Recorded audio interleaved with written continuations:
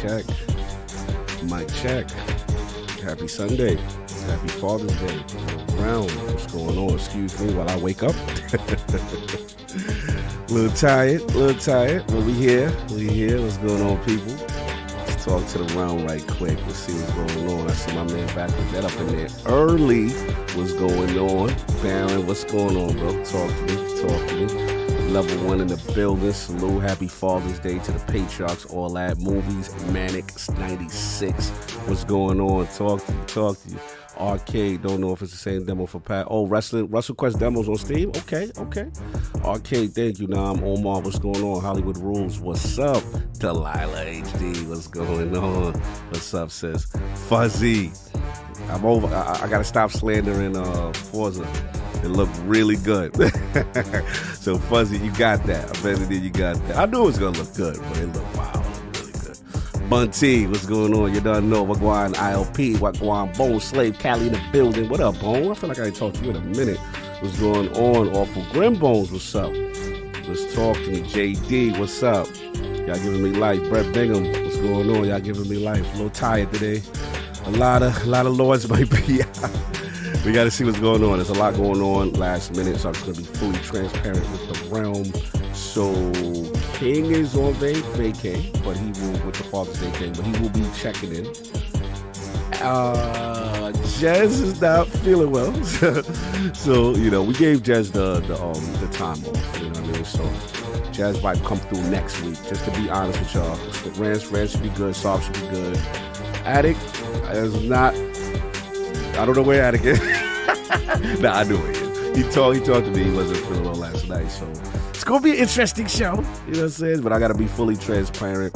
Yes, Lord Solve will be here. I saw him up, so that should be good. You know what I'm saying? And then Rand I spoke to, so we should be good on that. But I always gotta be transparent with y'all with offering things into the product.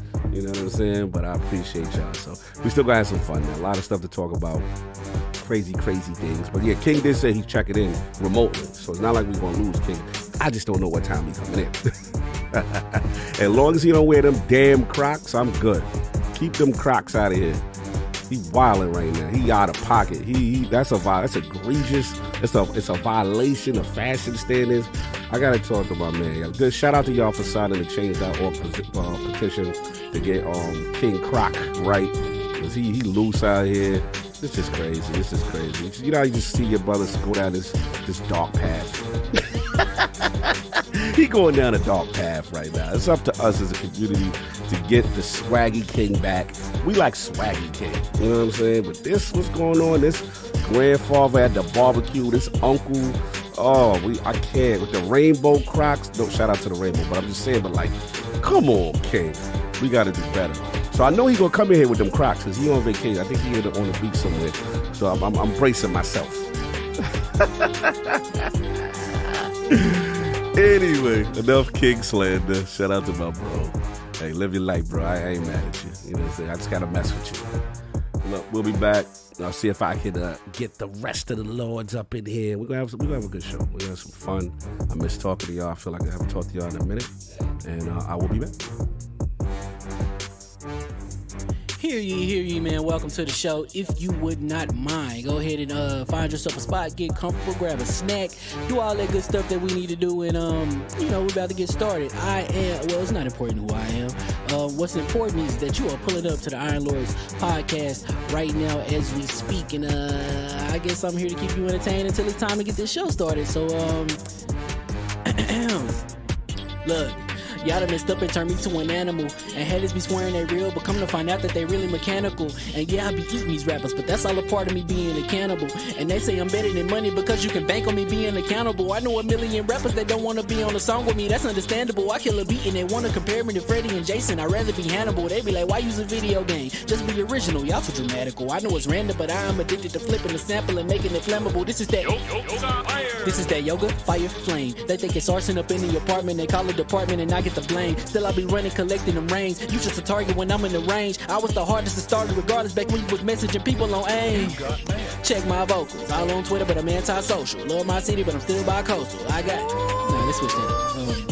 What is you doing? Don't stop. Nah, that was dope. Keep that going. Keep that going. Nah, go Look, I guess you could say that I'm very spoiled. Feeling to be your dog, they ain't very loyal. But I ain't gonna hold ya, I ain't here to boil you. You ain't gotta say it, I'm embarrassed for ya. Always been a nerd, never been a loser. Making Voltron with a gang of cougars. And I'm going places, better tell a Uber. Cause it's pretty hard to sleep on Freddy Krueger. Whew. Let's do that again. Hear ye, man. Welcome to the show. If you would not mind, go ahead and find yourself a spot, get comfortable, grab a snack, do all that good stuff that we need to do, and we're about to get started. It's not important who I am. What's important is that you are pulling up to the Iron Lords podcast right now as we speak, and I guess I'm here to keep you entertained until it's time to get this show started. So look. Y'all done messed up and turned me to an animal. And haters be swearing they real, but come to find out that they really mechanical. And yeah, I be eating these rappers, but that's all a part of me being a cannibal.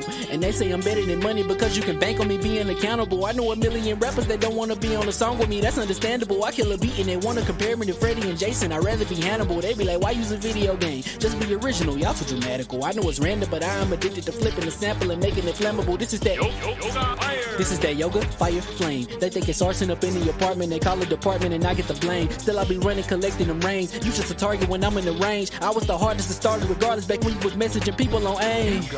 Check my vocals, all on Twitter, but I'm anti-social. Love my city, but I'm still bi-coastal. Nah, let's switch that up. What is you doing? What I wanna do? Don't stop. Nah, that was dope. I'm Keep that going. Keep that going. Nah, go ahead. Look, I guess you could say that I'm very spoiled. Feeling to be your dog, they ain't very loyal. But I ain't gonna hold ya, I ain't here to boil you. You ain't gotta say it, I'm embarrassed for ya. Always been a nerd, never been a loser. Making Voltron with a gang of cougars. And I'm going places, better tell a Uber. Cause it's pretty hard to sleep on Freddy Krueger. Whew.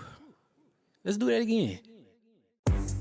Hear ye, man. Welcome to the show. If you would not mind, go ahead and find yourself a spot, get comfortable, grab a snack, do all that good stuff that we need to do, and we're about to get started. It's not important who I am. What's important is that you are pulling up to the Iron Lords podcast right now as we speak, and I guess I'm here to keep you entertained until it's time to get this show started. So look.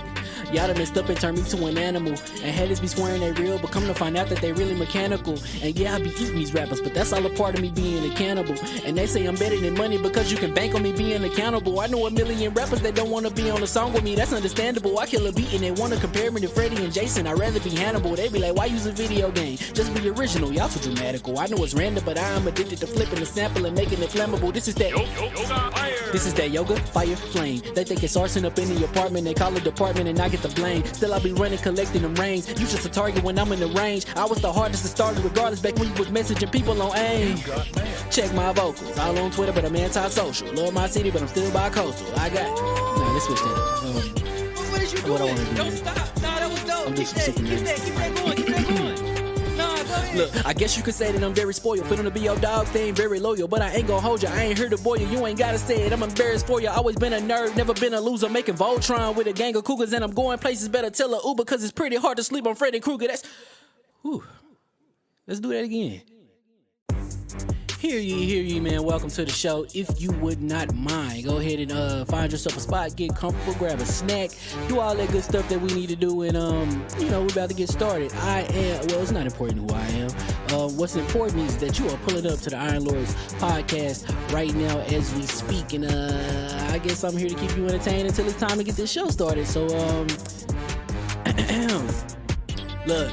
Y'all done messed up and turned me to an animal. And haters be swearing they real, but come to find out that they really mechanical. And yeah, I be eating these rappers, but that's all a part of me being a cannibal. And they say I'm better than money because you can bank on me being accountable. I know a million rappers that don't wanna be on a song with me, that's understandable. I kill a beat and they wanna compare me to Freddie and Jason. I'd rather be Hannibal. They be like, why use a video game? Just be original, y'all too dramatical. I know it's random, but I'm addicted to flipping the sample and making it flammable. This is that yoga, fire, flame. They think it's arson up in the apartment, they call it department and I get the blame. Still I be running, collecting them rains. You just a target when I'm in the range. I was the hardest to start regardless back when you was messaging people on AIM.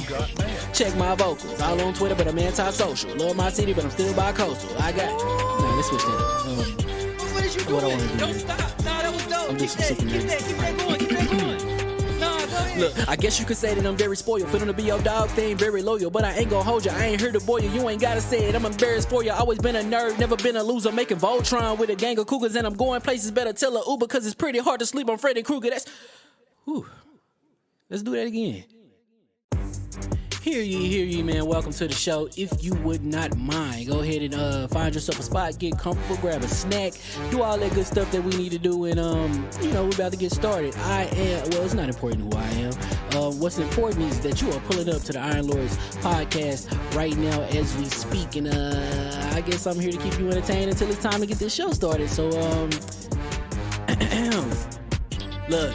Y'all done messed up and turned me to an animal. And haters be swearing they real, but come to find out that they really mechanical. And yeah, I be eating these rappers, but that's all a part of me being a cannibal. And they say I'm better than money because you can bank on me being accountable. I know a million rappers that don't want to be on a song with me, that's understandable. I kill a beat and they want to compare me to Freddie and Jason. I'd rather be Hannibal. They be like, why use a video game? Just be original, y'all too dramatical. I know it's random, but I am addicted to flipping the sample and making it flammable. This is that yoga, fire, flame. They think it's arson up in the apartment, they call it department and I get the blame. Still I be running, collecting them rings. You just a target when I'm in the range. I was the hardest to start regardless back when you was messaging people on AIM. Check my vocals, all on Twitter but I'm anti-social. Love my city but I'm still bi-coastal. I got let's switch that up. What is you What I doing? wanna do Don't now. stop. Nah, that was dope. I'm Keep just that super going. Keep that going. Nah, go ahead. Look, I guess you could say that I'm very spoiled. For them to be your dogs, they ain't very loyal. But I ain't gonna hold you, I ain't here to boil you. You ain't gotta say it, I'm embarrassed for you. Always been a nerd, never been a loser. Making Voltron with a gang of cougars. And I'm going places, better tell a Uber. Cause it's pretty hard to sleep on Freddy Krueger. Let's do that again. Hear ye, man. Welcome to the show. If you would not mind, go ahead and find yourself a spot, get comfortable, grab a snack, do all that good stuff that we need to do, and we're about to get started. It's not important who I am. What's important is that you are pulling up to the Iron Lords podcast right now as we speak, and I guess I'm here to keep you entertained until it's time to get this show started. So look. Y'all done messed up and turned me to an animal. And haters be swearing they real, but come to find out that they really mechanical. And yeah, I be eating these rappers, but that's all a part of me being a cannibal. And they say I'm better than money because you can bank on me being accountable. I know a million rappers that don't want to be on a song with me, that's understandable. I kill a beat and they want to compare me to Freddie and Jason. I'd rather be Hannibal. They be like, why use a video game? Just be original, y'all too dramatical. I know it's random, but I am addicted to flipping the sample and making it flammable. This is that yoga, fire, flame. They think it's arson up in the apartment, they call it department and I get the blame. Still I be running, collecting them rings. You just a target when I'm in the range. I was the hardest to start regardless back when you was messaging people on AIM. Check my vocals, all on Twitter but I'm anti-social. Love my city but I'm still bi-coastal. I got let's switch that up. What is you What I doing? wanna do Don't now. stop. Nah, that was dope. I'm Keep just that super going. Keep that going. Nah, go ahead. Look, I guess you could say that I'm very spoiled. For them to be your dogs, they ain't very loyal. But I ain't gonna hold you, I ain't here to boil you. You ain't gotta say it, I'm embarrassed for you. Always been a nerd, never been a loser. Making Voltron with a gang of cougars. And I'm going places, better tell a Uber. Cause it's pretty hard to sleep on Freddy Krueger. Let's do that again. Hear ye, man. Welcome to the show. If you would not mind, go ahead and find yourself a spot, get comfortable, grab a snack, do all that good stuff that we need to do, and we're about to get started. It's not important who I am. What's important is that you are pulling up to the Iron Lords podcast right now as we speak, and I guess I'm here to keep you entertained until it's time to get this show started. So look. Y'all done messed up and turned me to an animal. And haters be swearing they real, but come to find out that they really mechanical. And yeah, I be eating these rappers, but that's all a part of me being a cannibal. And they say I'm better than money because you can bank on me being accountable. I know a million rappers that don't want to be on a song with me, that's understandable. I kill a beat and they want to compare me to Freddie and Jason. I'd rather be Hannibal. They be like, why use a video game? Just be original, y'all too dramatical. I know it's random, but I am addicted to flipping the sample and making it flammable. This is that yoga, fire, flame. They think it's arson up in the apartment, they call it department and I get the blame. Still I be running, collecting them rings. You just a target when I'm in the range. I was the hardest to start regardless back when you was messaging people on AIM. Check my vocals, all on Twitter but I'm anti-social. Love my city but I'm still bi-coastal. I got let's switch that up. What is you What I doing? wanna do Don't now. stop. Nah, that was dope. I'm Keep just that super going. Keep that going. Nah, go ahead. Look, I guess you could say that I'm very spoiled. For them to be your dogs, they ain't very loyal. But I ain't gonna hold you, I ain't here to boil you. You ain't gotta say it, I'm embarrassed for you. Always been a nerd, never been a loser. Making Voltron with a gang of cougars. And I'm going places, better tell a Uber. Cause it's pretty hard to sleep on Freddy Krueger. Let's do that again. Hear ye, man. Welcome to the show. If you would not mind, go ahead and find yourself a spot, get comfortable, grab a snack, do all that good stuff that we need to do, and we're about to get started. It's not important who I am. What's important is that you are pulling up to the Iron Lords podcast right now as we speak, and I guess I'm here to keep you entertained until it's time to get this show started. So, look. Y'all done messed up and turned me to an animal. And haters be swearing they real, but come to find out that they really mechanical. And yeah, I be eating these rappers, but that's all a part of me being a cannibal. And they say I'm better than money because you can bank on me being accountable. I know a million rappers that don't want to be on a song with me, that's understandable. I kill a beat and they want to compare me to Freddie and Jason. I'd rather be Hannibal. They be like, why use a video game? Just be original, y'all too dramatical. I know it's random, but I am addicted to flipping the sample and making it flammable. This is that yoga, fire, flame. They think it's arson up in the apartment. They call it department and I get the blame. Still I be running, collecting them rings. You just a target when I'm in the range. I was the hardest to start regardless back when you was messaging people on AIM. Check my vocals, all on Twitter, but I'm anti-social. Love my city, but I'm still bi-coastal. I got... Nah, let's switch that up. What is you doing? What I wanna do Don't here. stop. Nah, that was dope. I'm Keep just that super going. Keep that going.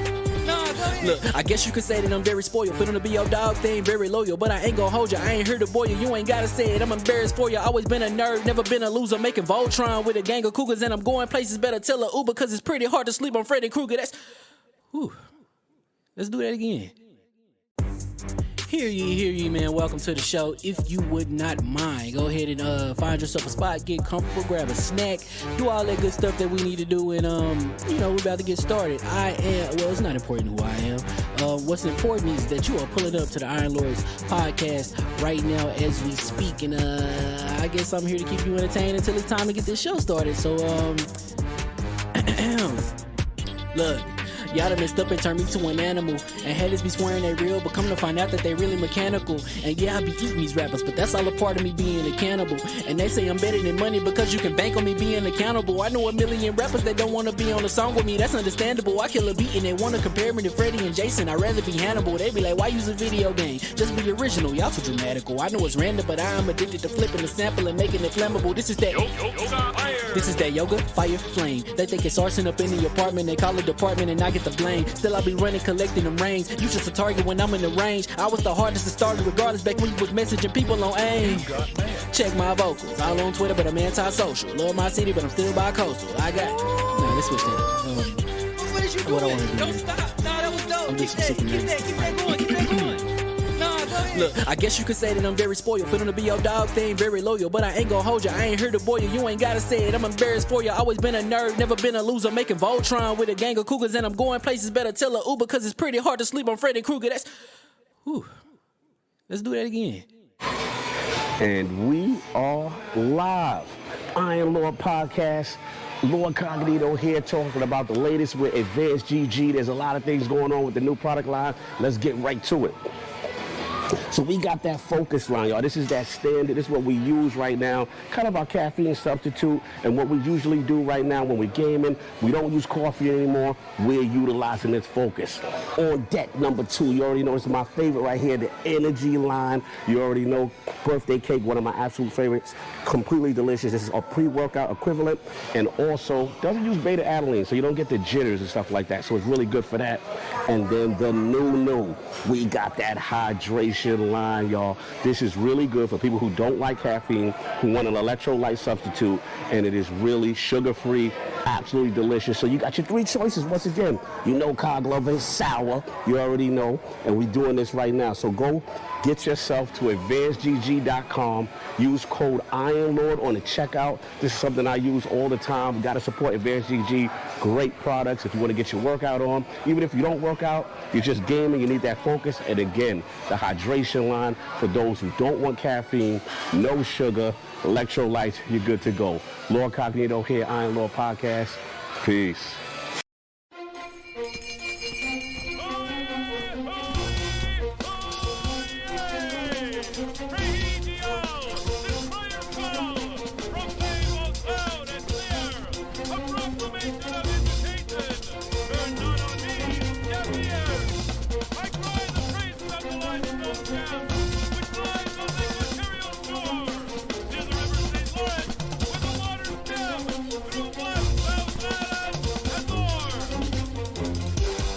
I'ma just chill and watch them and eat snacks in the attic. I wanted to chill with the pack and be like a young wolf, but then they would mistake me for addict. If I can imagine it's cool to give you some advice, then invite your girl to your squadron. Cause if you don't give her that option, you gon' be single player like Sovereign. You gon' get tossed in the bushes by King David. Royalty and not a pretender.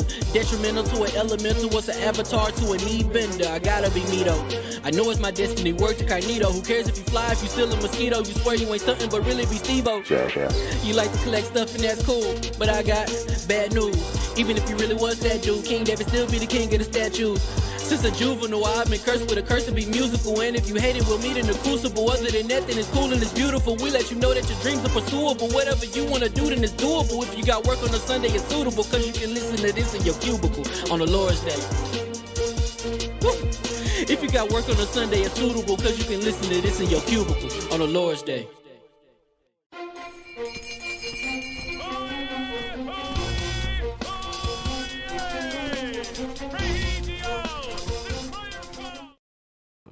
All right. Mic check. Talk to the people, Saw. Talk to the people. What up? What's going on? I see Levels. Levels is good. Rams, make sure you're good too. Yeah, we're good. We're always good. We always good. We got a little situation in the back. There we go. There's our bottom bar. There we go. All right. There we go. A little more professional. Tom is watching, y'all. Put your best on. Hear ye, and we are live. Happy Father's Day to all the patriarchs out there. Salute to in the realm. We really respect, and your service is greatly appreciated. So salute to y'all, and welcome to the Iron Lords Podcast LLC, and also live on lordsofgaming.net. Episode number 261. And it's another glorious Sunday. We're back at the round table on the Lord's Day. I'm very excited about our special guest. And we have the Xbox Showcase Aftermath and Extended Showcase Recap. Final Fantasy VII skips Xbox. And PlayStation Now game losses to discuss. So we're going to get right into it. I want to introduce a Lord who is not only a solid friend to the realm of the ILP, but in my opinion, represents the gold standard on objectivity, thought-provoking discussion, and clear and concise delivery in video form. Introducing the creator and host of the Randall Thor 19 YouTube channel and the co-host of the Xbox 2 podcast, the Lord of Gamerscore and the Wheel of Time, rarely quoted for breaking news on his own podcast. It is the leader of the deepfake Xbox predictions movement. Live from the south side of the Shah, where we always reminisce about a healthy D-Rose and those epic Stacy King call-outs. My man, Lord Randall Thor 19. How we doing, sir? Cog, I did not know I was going to get the intro today. Nah, you I wasn't expecting it, and you the streets are talking. I mean, you even included the Wheel of Time, so that's A+ intro. So it's good to be here. Intro. So yeah, we don't get that, Rand. I know, we go. You guys don't get it, but this is going to be our time to shine. We got Xbox 3 going on right here. That's right. We got the Xbox 3. No King David and no Lord Attic holding us back. So. No shilling today. No. King will be joining. You know what I'm saying? Attic. Bushes for Attic. We got to get him a Bushes emoji right now. I don't know what's going on. I gave him his call that he requested. So Attic's in the bushes. What's going on, man? What's up with you, man? What you been playing? I'm almost finished with the Quarry. Ooh, okay. On the Series X. I'm a big fan of the Supermassive games. This one is very interesting. I think it's better than their Dark Pictures games. Really? But maybe not as good as Until Dawn. Like, I still think Until Dawn is probably their best game. Mm-hmm. But this one does kind of approach it in some areas. Like, you ever play one of these games and it's like this like horror game and stuff? Some of the characters just act all stupid and you're just kind of like, come on, really? Yeah. You're just like, this person would not act like this in this real scenario and stuff. But Barry, where's Barry? Yeah. So no, I've been enjoying the Quarry a lot, and I've also been playing a little bit of that retro goodness. Oh yes, TMNT Shredder's Revenge. Me and Cold Eastwood, we played some co-op. You can play up to 6 people. It was just me and him. I do want to try it out with 6 people, because even with just 2, the game's so good. It's so crazy. Man, it is a throwback to those Turtles arcade games, but it's still very modern. Yes. And it is an absolute you guys have to play it. Yeah. Cog, you have to play it. Yeah. The plan is, we're playing with Saturday for all the Lords. You know what I'm saying? Obviously, King, he's traveling. He's at the beach somewhere with those Crocs. Those Crocs. Those Crocs. But shout out he's just doing it to troll you now. Oh, right? I know He's it's troll. Like he's got a movement now. Like now it's like hashtag King Croc. But anyways, so the plan was to do it all 4 of us, because I want to play it so bad, bro. I was looking at Xbox 2. I'm looking at your footage. I'm like, damn, it looks so fun. And Dotemu always kills it. We had the opportunity to always interview them. They've got the retro feel down. They killed it with Streets of Rage. We knew they were going to kill it with TMNT when we went to cover it. So when I saw the footage, who had Michelangelo? Who had Leonardo? That was me. Mikey's always been my favorite turtle, so always got to pick him. Why is he not yours? Is Michelangelo not yours? You know what's funny? I don't remember, but I think I was a Donatello guy. I think I was a Don guy, but you just like Donatello because he's got the reach. Yeah, he's got the staff, cheese, right? the cheese moves. Yeah. But the long range, you know what I'm saying? Like the Raph and Michelangelo, y'all too dangerous. Y'all got to get in the mix. Nah, but salute to them. But Mike's always been the fun one on the show. You know what I'm saying? So salute, you already know. And of course, we're down one member of the Xbox too, but salute to Jess Corden, man. You know what I'm saying? Let the man rest up. He is doing a lot. We will reconvene with Jez, my brother. Salute. Always love, man. The guy's doing a ton of things, but we'll get him back. And we got the 4. We ain't got 4 horsemen. You got the 2 horsemen of the apocalypse. They ain't got 3 horsemen of gaming. We got 2 horsemen of gaming in the building. You know what I'm saying? The new Xbox 3 right now. You know what I'm saying? But of course, we have the most technical gaming lord, the solo gamer who lives for the single player selfish experience, and also the Sostradamus, the Lord of Clarity and Lord Patron of the Iron Bank, my man, Lord Sovereign. How we doing, sir? I'm good, man. I'm chilling. Happy Father's Day to all. Yes. You know, I was not going, I said I wasn't going to be here for Father's Day, but since I have a spotty attendance record lately, I just have to make sure that I'm here today. Shout out to your attendance. But yeah, so hopefully I'm kind of back, fully moved in, just trying to get out from under these boxes now. Yeah. So, but yeah, everything's good. In terms of, shout out to the team over at Interior Night. We got Cog and I got to interview them a little bit. Was it earlier this week or last week? This week. About As Dusk Falls. Yeah, that's how time flies. I don't remember what week it was. Fantastic narrative-based game. It looks like it's going to be a super fun experience, especially with in the multiplayer mode. So check out that interview if you haven't seen it yet. Fantastic little game. I'm excited for that game to come out. Yep. Up on Iron Lord Podcast right now. Exclusive interview playlist. Go check that out. And then apart from that, I still haven't connected my consoles yet, so not even little man. So I did, but so what I had to do, what I always do, I had to go spend that money on that Switch, man. I could not. Red's favorite. He loves when we talk about the Switch, right, Red? So I had to go. Switch. What a console! What a console! Number 1 MPD coming in hot, baby. Every week. Rand. Stop hating Rand.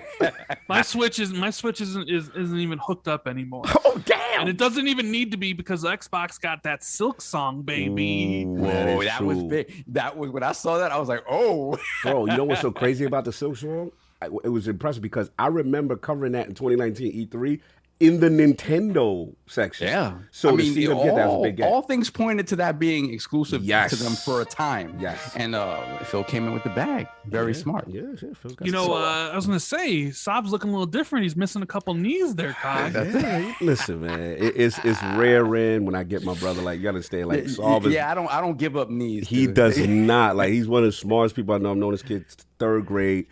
It's rare to get him. Like, I'm like, finally. Like, I feel like he's never wrong. Like, he's been on fight. Even with the Activision, bro. Like, you had the Activision joint before everybody. Yeah. The Activision one was just one of those things. It's like, they're so into dregs. Why not? Like, just give it a shot. Who knows, right? And look, that happened. But the thing about the Persona stuff, is that these guys, although they're under the Sega umbrella, they're very much kind of an island unto themselves. Yes. And for whatever reason, it just felt like they, if Sega had come to them and be like, hey man, what's up with these games on Xbox? It felt like they were like, no, no way. You can't tell us what to do. You can't tell us what to do. You own us, but you can't tell us. And so it really felt like for whatever reason, they just did not see the value in putting it on Xbox. And then apparently the bag was dropped off. A very big, nice bag.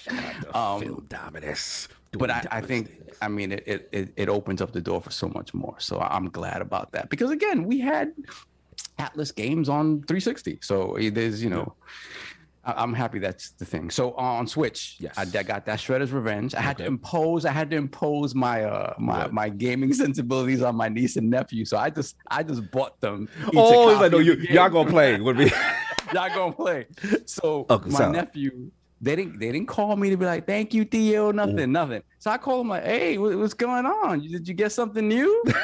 They're like, oh yeah. I'm like, oh really? Oh no, the disrespect of the retro goodness. The disrespect of the retro. So then my nephew eventually was like, oh, I'm just kidding. I knew about it, whatever. Then he's like, I haven't played it yet. So he goes and he plays it. He calls me this morning at 10 a.m. I am knocked out because I went to bed so late. And I'm like, he's like, Theo, do you know it only has 15 stages? I finished it already. Like, I love how it's only 15. I'm like, the point is replayability. I'll call you later. He's like, I don't know. I want to play this again. I'm like, great, that's fine. And my niece, forget it. She hasn't even contacted me once. So wow. Yeah, remember how crazy that game was in the arcade for us back in the day. It's so interesting, the generational gap.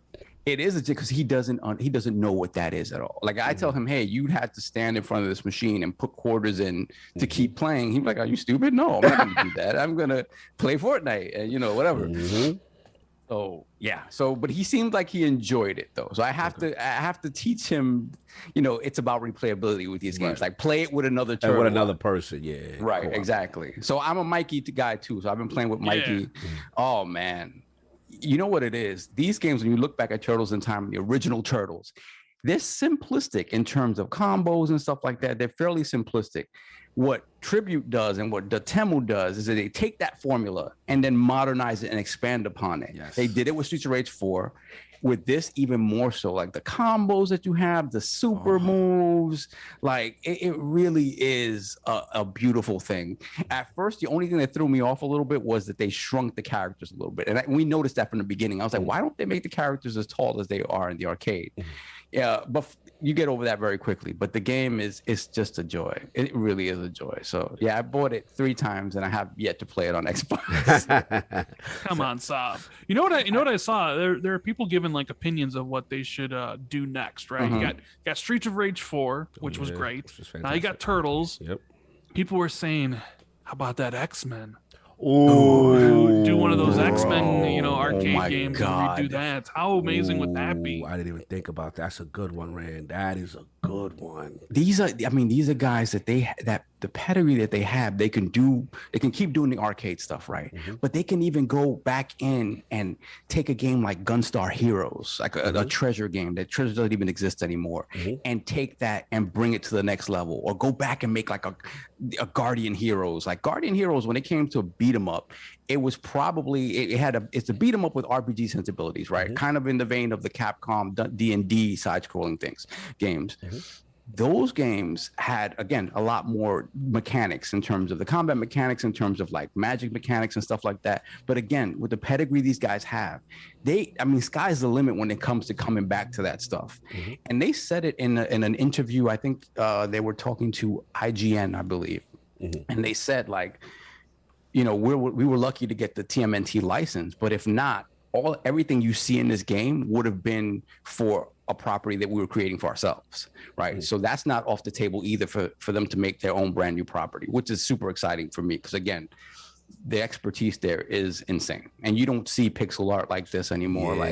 Just the attention to detail. They really, what I like is that they do such a good job in reverence to the source material, but with, like you said, a modern flair that publishers are like trusting them. Like for Sega to trust you and then call their game Streets of Rage 4 when it technically wasn't made by them, so to speak, that's a big deal. But I think Rand's on fire with that X-Men. X-Men is my goodness. You think of going back, what was your guys' favorite brawler arcade machine back in the day. Man, I take it back, bro. I mean, I was from the Double Dragon. Double Dragon. That's what. And Double Dragon isn't. I mean, if you think about it now, it wasn't a great game, but it was just like that's what it was. Like it was Double Dragon. Like Mine. I think mine has to be The Simpsons. I've sunk so much money into that, man. There's a school near us that every summer would have the carnival would come in, right? Right. And so we'd all go, except I wouldn't ride any of the rides because in the gymnasium they would have all the arcades set up, and I just would spend the entire night in the arcades playing Simpsons, playing Turtles, playing the Aliens versus Predator one. Yeah, shout out to Firestar. He got Mr. M. Final Fight was serious. Oh, dude. Final Fight. Yeah, that was good. Final Fight's amazing, but do you remember the Punisher one? There's a Punisher one. What the heck was the other one? Obviously, Captain America and the Avengers. That was fun as well. Yeah. Find about that one. Yeah, they had a lot of us, man. So that's been rocking your. Man. Yeah, that's the only thing I've been able to play. Is I've yet to. I can't. My consoles are buried somewhere. I gotta find. You gotta get. You know how that moving go. You already know. And of course, we've got the gaming ninja himself, the Shinobi, LordCognito, spreading that realness in the realm of the ILP. Not telling what you want to hear, but what you need to hear. Shout out to Defining Duke. Shout out to Mr. Matty Plays. Got that up right now. If you missed it, we're talking about Matty's going through it, man. With Fallout 5. See, the cops, they agree. They upset. You know what I'm saying? The potential of when Fallout could come is like killing my boy. So he's going. We tried telling him, Con. We're like, hey, man, Fallout 5, 2032, 2031. And he was like, 2031. No, they're going to be coming before then. And he was like, what about New Vegas 2? And it's just like, man, well, I mean, when could they get to it realistically, even if they could? 2028? You're looking for a long time for Fallout. And we had a great discussion on the thought process behind that and what could possibly be done and stuff like that. So that's a good one. And then he's going to get killed for some of his habits. There's a question. Y'all going to know what it is. Maddie's habits. That's all. Go check that out. There's a big debate on that.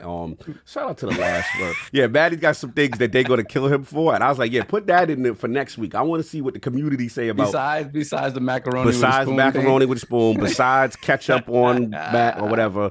Maddie, this one might go viral with how crazy Maddie is. It's not good. He's just gangster with it. Like I never heard of nobody do this in the bathroom. I'm not gonna spoil it. Y'all go check that out. It's lit. Shout out to The Last Word, man. I want to shout out The Last Word. It's our little Destiny podcast that, started just me and E were on Flashpoint and then it expanded. We got Ty, got Travis, you know what I'm saying, on it. But it was a big episode for us because obviously we love this damn, you know what I'm saying, Destiny so much. ILO's podcast was founded off of that. And then obviously we had people like Rand, like, we like you, but you guys talk only Destiny and I don't want to hear that. So that's The Last Word was created. But salute to this episode. We had Bungie on. We had senior creative lead, Tom Farnsworth. Absolute fantastic. Learning behind the scene how the game is made, how they structure the narrative, how they do things in conjunction with a season versus expansion. Highly recommend. It's up on ILP right now. Go check that out. He's in there for at least the first 45 minutes to an hour. You can really learn a lot, you know what I'm saying, from a development standpoint. So check that out. Also, we went to GCX, so I got to meet Travis and E again in the flesh. That was cool. He called me and E Gears of War characters. He's like, you don't realize how big they are until you're next to them. So we got big. Shout out to Travis. Shout out to Ted. Travis is like real thin, like and he's short, so it's fun. I was like, hey, come here, let me squeeze you, toss you around some bit. You know what I'm saying? So shout out to GCX. Shout out to everybody that pulled up. Met so many people at GCX, man. The list goes on. Shout out to everybody. Of course, DJ Oros was in the building. The Destiny Bestie, salute. You know what I'm saying? All my crew. Back for Dead is in there. I met him and his beautiful wife. Salute everybody that pulled up. We had a good time as far as gaming. Yeah, man, I've been obviously with the Destiny stuff. I finished the Duality Dungeon. Absolutely fantastic. Go check that out. Strong narrative from the Leviathan. On my VR kick, D-Mill's new content is out. Curse of the Serpent Lord is amazing. Look, I know people are like, oh, well, you're just saying that because you VR now. Listen, I'm telling y'all right now, as far as turn-based, that's why I wish Jez was here, because I wanted to ask him something. As far as turn-based, I had Gears Tactics as like the hottest new turn-based game, right? Demio, man. Yo, I mean, you know, the cooperative aspect, some of the best boss battles I've ever seen in turn-based. Gears Tactics got some good boss battles, but yeah, I gotta salute them. They got a PC port out for my you know, what is it? We call them the flat earthers. What we call them? People? What are they called? The pancake. Pancake. Yeah, pancake guy. Yeah. Oh, K Asante in the building met you. That's right. Met him at GCA. Shout out to K Asante. You know he's Captain Keys, man, right? You know, you ain't know from Halo Infinite series? He's a dead ringer. But anyway. Oh, he is? Yeah, He's bro, dead ringer. Dead ringer. So I know they were saying this on Twitter. I remember they were saying this, that he was a dead ringer for the Captain Keys from the show. Yeah. Shout out to Dolph Chalice. DVO's bloody fantastic. You already know. Yeah, salute. Yeah, it is really good. It's so good. Like, I'm at the point right now, I'm on a campaign. The PC port's out. Xbox. Yo, Phil, make the call. Let's get that port going on. Xbox gamers need to know about Demio. I'm telling you, shout out to Resolution Games. They're killing it. And then, like Solve, what you said, As Dusk Falls, man, we got a chance to meet Interior Night, the developers, you know what I'm saying, up in the city.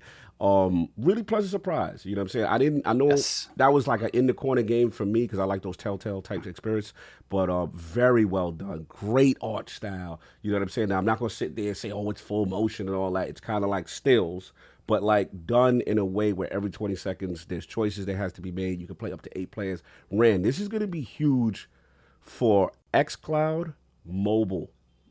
Streaming. Yeah, streaming. Because what it is you could hand your mom your phone, a phone. She could play. She don't even need a controller, right? Then what it is got this override system. So we're playing it together and choices got to be made. But I'm like, yo, I don't agree with this. We need to do this. And it judges you at the end as like what type of person you are. Yo, you a loyal person. You put family above this, that, and the third. And true Mass Effect level choices where like the paths are structured. Like there's like multiple endings in the game. There's different timelines in the game. Like this game is way deeper. It's not as simple as people think it is. Yes. I hope as long as this narrative is good and compelling, if they pull that off, they got one. And I see why Xbox Global Pro should do it because it fits in the ethos, right? And then the Twitch streaming, As Dusk Falls, y'all keep an eye out for As Dusk Fall. And the last thing, I think I could talk about it. I don't think it's no NDA. Naraka's Blade Point. The demo's out. Got a chance to play that. I like it. A lot of potential there. So check that out. Let's get the super chats solved if we can. Let's do a little catch up on the super chats. We got these super chats. You got Boonty, member for 11 months. Happy Father's Day to all the real fathers out here that have a wonderful and blessed day. Enough respect to each and every one, to you as well, sir. Thank you, brother. My brother, I don't know who you are. Let me play with your joystick. Oh, that's your man. Let's go. What he got to say? $5 super chat. Happy Father's Day, Sam. What should I get you as a present, Daddy? Oh, yo! What? Whoa! Oh man, his dad is here.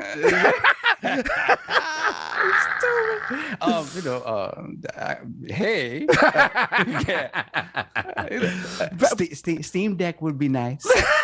Don't play with that man emotions, Saul. You out here married. Don't lead him on. Shout out, yo. He be here. He be so happy with Saul.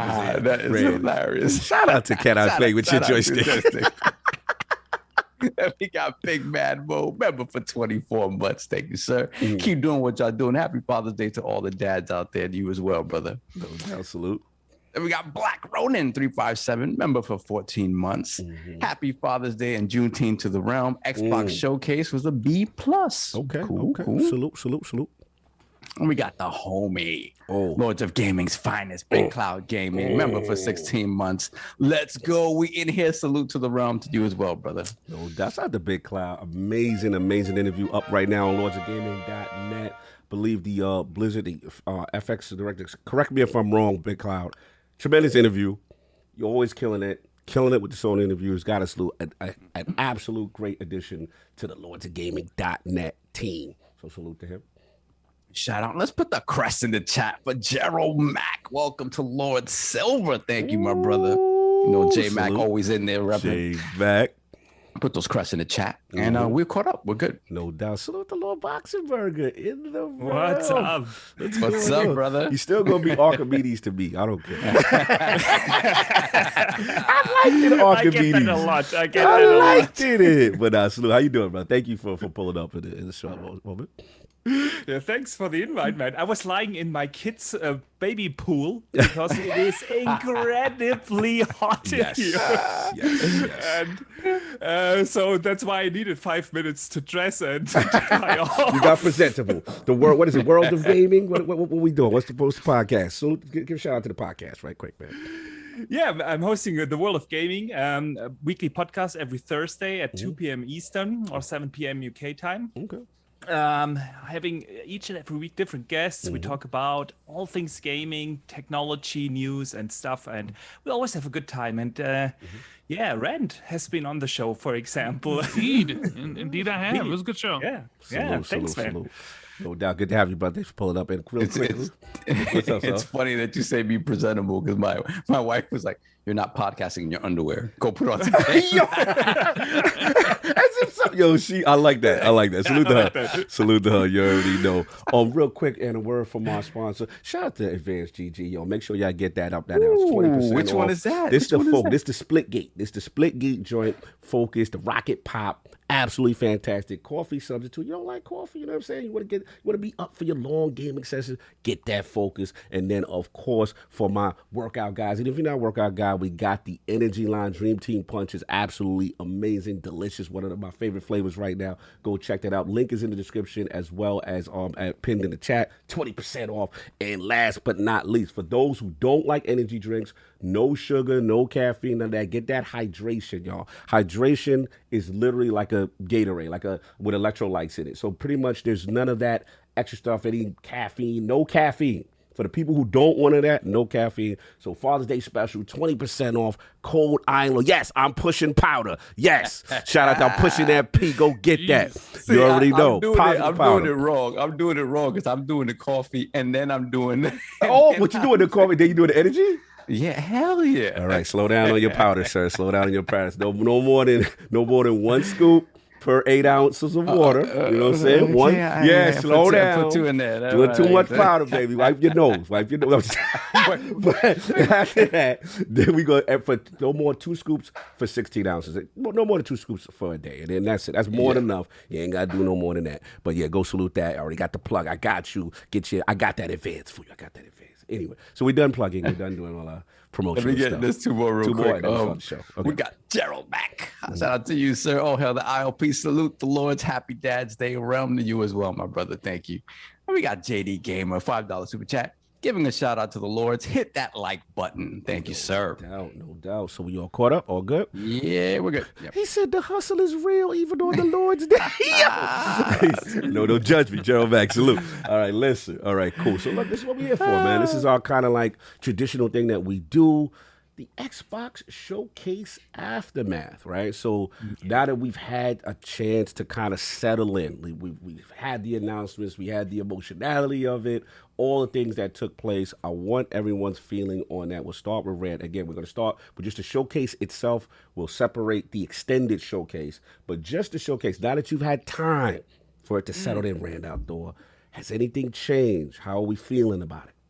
Yeah, I mean, nothing's really changed. I thought it was a solid show.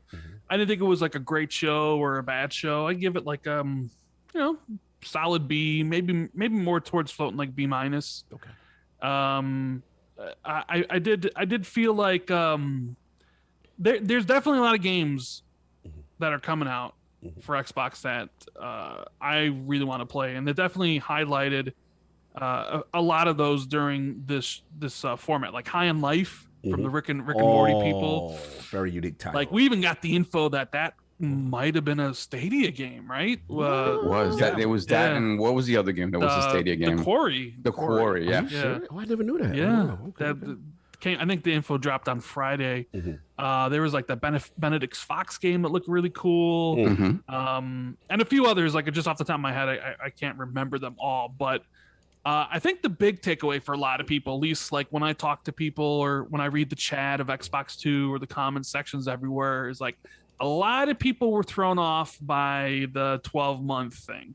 Yeah. Right? A lot of people had expectations of seeing certain games, right? And I mean, like, I made my prediction video based around the fact that I thought, hey, this is going to be your typical Microsoft show. They're going to show stuff coming soon, but then they're going to announce things coming in a couple years. Right. Well, we were all wrong. So Microsoft decided not to do that, and I think that really kind of screwed with people's expectations, because everybody's like, all right, well, Valve's going to be there, and Contraband, and Hellblade 2, and all these other games that might be coming soon. And then as soon as Sarah was like, no, we're doing something we've never done before, first time ever. This is all the stuff you're playing in the next year. And everybody was like, oh, well, I guess we're not going to see some of the stuff, which is in stark contrast to how most of these shows are. Yes. Like, we've been basically kind of been, like, I don't know, I'm not going to say force fed, but we've been trained to expect more. To expect CGI announcements of games 3 years out. And for a lot of people, that is what E3 is all about. It's about getting hyped for games that are years away, right? So when you finally like get into this thing where it's just a year, I don't know, people, it's such a new concept that a lot of people didn't really know how to react, or were disappointed that we weren't going to see certain games. Like, Xbox is kind of in that, like, damned if you do, damned if you don't situation, right? Like, it's like, okay, here's all the stuff coming, but then they are also the ones that announced 2 years ago, here's Avowed, here's Fable, here's State of Decay 3, here's Perfect Dark, and people want to see updates on those titles, right? And you're not getting it, so there's that frustration, disappointment from, maybe wanting to see that, that permeated through the showcase. But I appreciated the format. I really way more enjoy the look at gameplay than I do typically at a CGI trailer. And I really think this showcase would have been better served if they did it next year than they did this year. I agree. Mainly because break it down.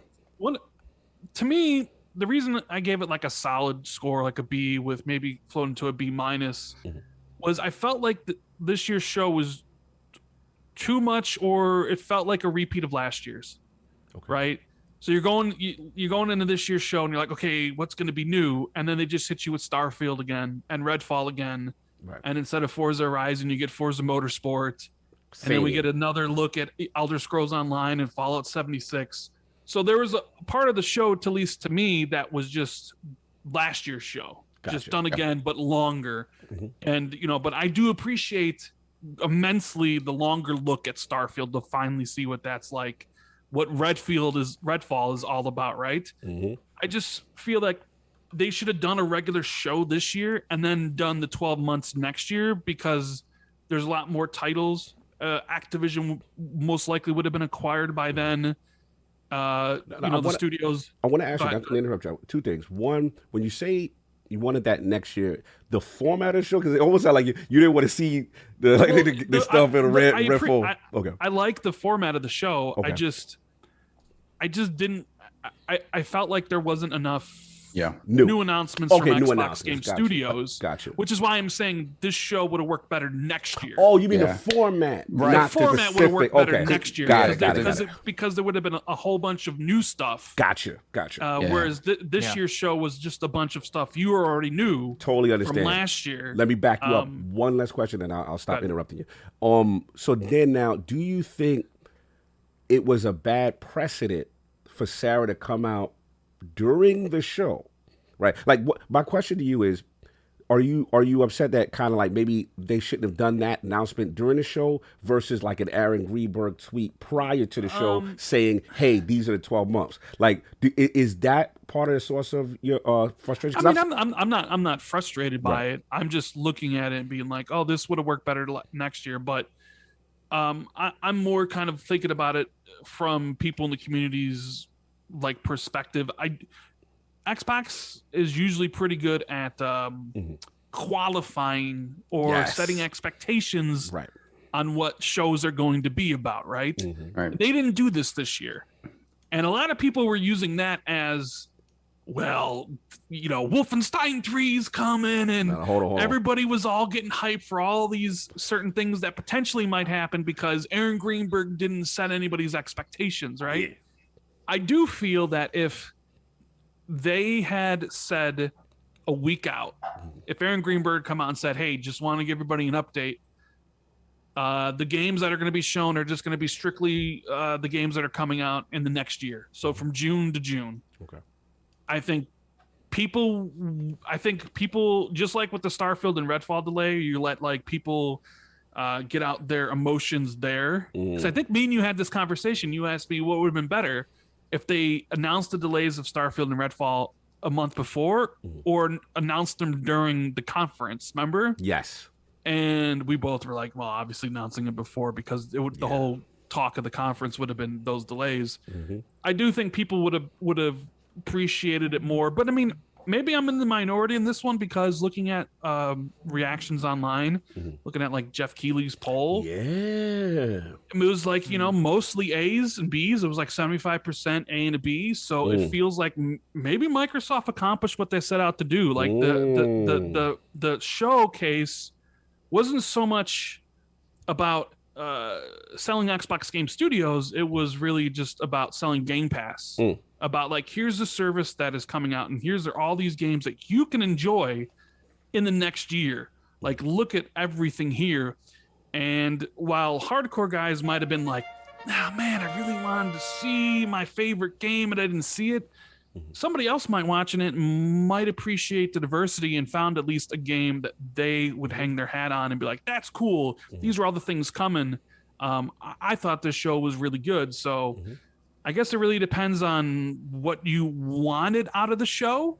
Realistically, I know some people were frustrated. King, we had him on Xbox too. I heard what he said.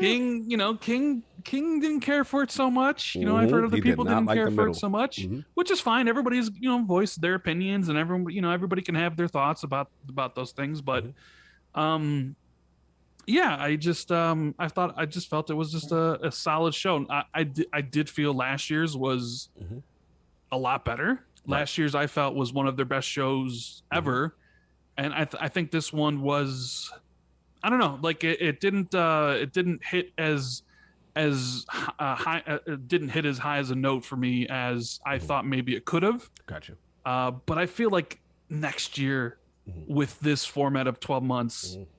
Seeing Avowed gameplay and Contraband gameplay and all that sort of stuff, I think people would be like, oh, okay, this is what's coming. So, man, I mean, those are pretty much my thoughts, guys. I feel you, man. I feel you, Rand. Let's get my man Boxenberg. I need the proper pronunciation of Wolfenstein. I had to correct. We have Germany. Wolfenstein. Thank you. Wolfenstein. I'll say it the way I want to say it. Can you say Terror Billy for me, please? Terror Billy. Salute the Boxenberger, man. So what's up with the world of the game? How are we feeling now that the show got a chance to settle in? We look at it now. Has anything changed? Has your score remained the same? Has it gone up? Like, what are you feeling about the Xbox showcase? Oh, it has pretty much remained the same. My initial thoughts were really mixed. There were some parts of the show that I absolutely loved, like that they focused on gameplay. I've been saying that for a long time. I want them to show more gameplay, less CGI. They did a fantastic job with that. And I mean, some of the games that they have shown look incredible. Of course, the big ones like Starfield, Redfall, Forza, awesome. Diablo showed really well. So it's really not about what they showed in the show. That was my problem. I have two issues with the show. The first is that Xbox has arguably their worst year ever. 2022 is pretty much empty from a first party perspective. I mean, I'm not counting Pentiment here, but so Pentiment's coming out. you know what I mean. So it's, are we implying AAA first party? AAA first party. No, even if we count Pentiment, it is really empty, and I actually have a problem with that. I think like we all agree that probably 2017 was considered the low point for Xbox so far. But at least in that year, they had a console launch, which was pretty exciting with the Xbox One X. Yeah. And then they bought all these studios in 2018, 19, and now we're here 4 years later.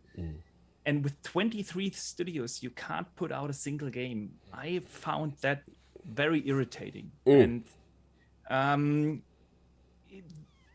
I've heard so many times people say that, yeah, well, Game Pass is going to keep me busy. And for me, at least, I personally have to say, is it really? From what they have shown in the showcase, I have like 3-4 Game Pass games that come this year. There are tons of stuff, tons of games coming next year that I'm super excited about. But this year, it's a Plague Tale, it's High on Life. Then it is Dark Tide, which wasn't even at the show. Yeah. And maybe I'm missing one. Yeah. So I'm not sure if that is going to keep me busy, at least from what they have announced to date. Right. Persona is not doing anything for me. That's just not. It's not sure. Yeah, gotcha. Okay. So, yeah, what is there in 2022? And I am actually disappointed in Xbox that this has happened. So that is, of course, a big minus for me there. And the second thing is with the 12-month format.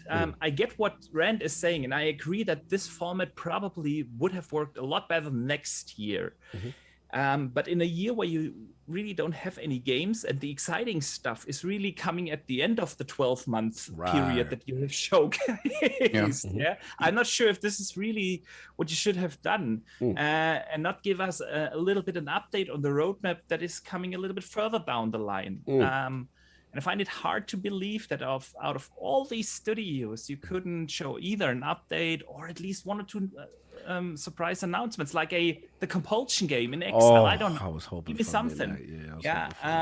Dude, let me interrupt you one quick thing, because you're making some interesting points. What I wanted to ask you, Boxburger, do you think the choice they made to do the 12 months, which I could tell you a little frustrated with, and a lot of people are frustrated, a lot of people agree with you, do you think that's indicative that things are not ready, or there is a problem? Because sometimes you hear that discussion. I just want to know what your mindset was on that. Yeah, well, it is. Speak your truth. Yeah, I will speak my truth. I lost so many followers, you have no idea. Oh, you were spicy. Oh, I missed this. Let me hear it. Let's go. But I do think, who do you want to hold responsible for not having a single first-party major release in 15 months at least? Like from November 21 to at least February 23? No releases. Who do you hold responsible? Of course, it is a management problem. And I think it is. If you bring up the point about management problem, the question really is, I'm not saying that necessarily the wrong people are in the wrong position to make the decisions, but the way how the company acts with their hands-off mentality is a problem. We have seen it with 343. We have heard other studios having issues like The Initiative. We have heard Undead Labs and so on. I'm not really sure if that is actually the right approach. Because the pandemic is a real thing, and I know a lot of people don't want to hear the excuse. It is an issue, but it is also an issue that is ongoing for 2 years plus now, and other companies have adjusted to that, and they have found their ways of working around that. And in fairness, Boxenberger, a lot of the major platform holders, like literally every major game on Sony's platform and Nintendo with Breath of the Wild 2 has been delayed. Just in fairness, and I just wanted to be clear. But I understand your perspective. I understand your perspective. I agree there. Every like you said, every major publisher has delayed almost every game, at least for a bit. But that still leaves us Xbox gamers with a 15-month dry streak. And you don't have that on any other platform. And that's a good point. So I think Xbox really has an issue there, and it's gonna eventually all these games have to come out, and Right. 23, it looks like 23 is finally the year. I mean, at least from what we already know, look at the first half with the Diablo 4, a Forza, Redfall, a Starfield. It's an insane first half of a year. I just do hope that these holds, these dry streaks won't come up in a 24, 25 again because of some weird things. But yeah, as of right now, for the showcase, it was a good show. It was really not that they showed the wrong stuff. Per se, I just thought that they missed a couple of things. Leave the Fallout 76 stuff out and the Elder Scrolls Online, and show us a CGI trailer there. I'm with you there. A CGI trailer for a compulsion game. Then you still have the gameplay, and you give us a little bit an outlook of for the roadmap, what is coming a little bit later down I the get line. it. You wanted an hour of Sea of Thieves. That's what you wanted. But I'm with him. He's making some good points about a lot of people. Sure, 100%. A lot of people had issue with seeing Fallout 76, ESO, Sea of Thieves, content at the big show, so to speak, as opposed to the extended showcase. So that sentiment has been out there. So I have heard that. I hear you, Possenberg. I hear you, man. Talking that talk. No doubt. I'll let you finish your thought, and then I'll pass it off to Adam. I'm pretty much done. I just want to say one thing about the extended showcase. Hold on, one second. Hold that thought, because that's what next we're gonna. Okay. So we're talking about that. Yeah, just the main one. Just the main one. Then I think I'm pretty much done. So I ended up giving this a 7 out of 10. It's really not that there were too many games that I'm looking forward to in that show that I say it's a bad show. That wasn't a bad show. I just thought that they missed two things, and that is, like I said, the games we have in 22 and a little bit of excitement with a surprise announcement. So, right. No, one second. Let me address something real quick. Shout out to Boozy. Was it Boozy the Club? He's like, no lessons learned in the Xbox community. Stop hyping the games for the future. Discuss games we can play for. All right. Look, I understand your sentiment, but here's the thing. At the end of the day, as a showcase, part of it is called the prediction series, what we predict to happen and what we may want to happen. So people have varied levels of excitement in what they have. Now, where I do agree with them, some people get to put themselves on these predictions and then they don't happen and they blame Xbox, you know what I'm saying, for it to not happen. But to tell people to stop being excited or to stop making predictions, I can't roll with that one, bro. But anyway, moving on. Lord Attic, how we doing? Are we awake? How's it going? He's in the bushes still. Can you not hear me? You're low. You're really low. You're low. Really low. Wait, is that better? A little bit. Yeah, what's that, man? Yeah, I just don't feel good. Yeah, you don't have to, if you wasn't feeling good, bro. Like I said, Jazz wasn't feeling good today, You want too. me? I'm just gonna sit in bed. I might as well at least do something. Okay. Well, we glad to have you. I didn't know what was going on. But go ahead, man. Like, just, again, the regular showcase itself, now that the dust is settled, like, how are you feeling about it? Has anything changed or has it remained the same? I feel like the show is underwhelming for me. Now, I think the biggest reason it is because they have set weird expectations in previous years. Like 1 year they'll show everything. 1 year now they're doing 12 months. So I feel like throughout the last couple years, we've seen stuff like Avowed, Fable, Perfect Dark. So people expected, we saw that years ago. We're expecting actual updates on these games now. And then Sarah Bond pops up on stage and say, we showed you 12 months. And I'm like, what? It's like, look, I'm not saying that like this isn't the way they should have, because I'd actually prefer this over showing me games as years apart. But I prefer this after you've got those games out. So we're not expecting those games to show up. Okay. So I think they need to do a little bit of both. I think the best thing that they need to do is I think they said it was 90 minutes. So I would say 70 minutes of this is the 12-month thing, and that last like 20-25% of the show is we've showed you what's going to be here soon. This is what is going to be out here farther than 12 months. Okay. I feel like when you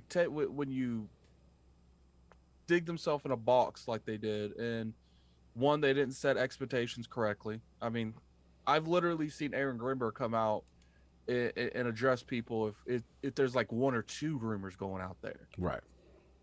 He didn't do none of that. So, you know, I think that's part of the issues too. It's like we're used to getting that Aaron Greenberg tweet beforehand, as opposed to Sarah coming on and saying it in the show. The 12-month thing should have been said beforehand. Before gotcha. The show. Okay. I just it's just weird, the Microsoft that we deal with, why they didn't do that.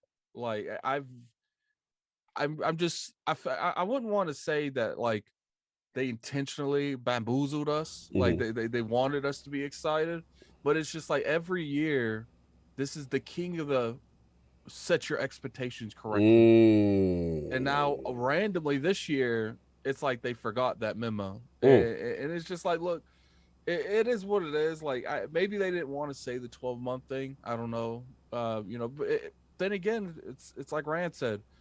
Jeff Keighley had a poll that was over 100,000 people voted. The majority of them voted A. So, you know, is the hardcore disconnected? Are we as the hardcore disconnected from the casual and the masses? And the masses, let's just say, obviously his poll don't represent everyone, but he has a big following, right? So is that indicative that gaming has passed us hardcore gamers by? It's a new era because they love the show. There's A's and B's. Yeah, you know what it was, man.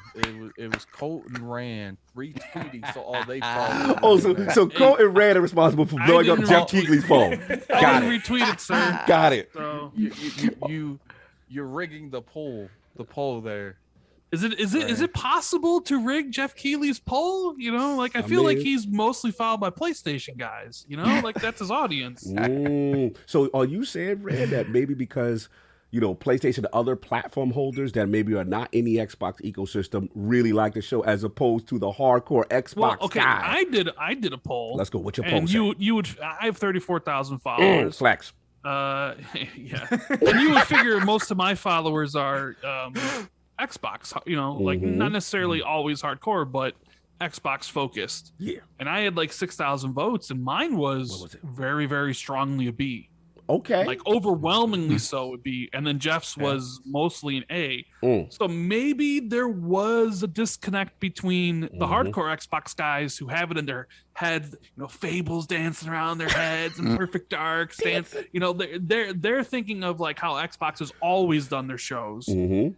And they're thinking like, we're going to get all these new announcements, right? Wolfenstein 3, we're going to get Banjo-Kazooie, we're going to get the Gears collection, and we're going to get all these announcements, and then none of it actually shows up. And like Boxenberger said, and I totally agree with him, 2022, worst year in Xbox first-party history, like 100%. And now I've heard Colt say that he thinks the reason they did the 12 months was to essentially hide the fact that they have nothing from first party this year, right? I agree with them.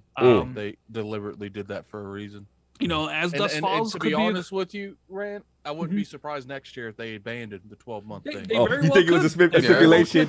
Let me ask, because y'all cooking.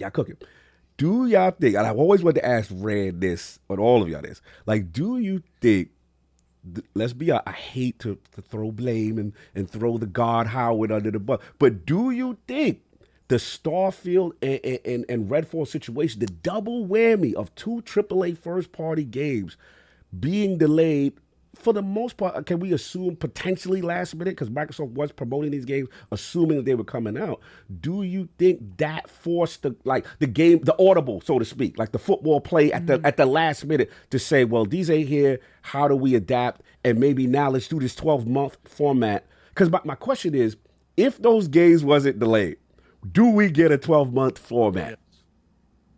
That's an interesting question, and I don't know the answer to that, because once those games got delayed, you know, you knew Xbox was light, and the only hope was Forza Motorsport, which then was next year anyways. That's an interesting question. Like maybe in another parallel world, another multiverse, we would know the answer to that. If Starfield and Redfall were this year. I think it's we can't.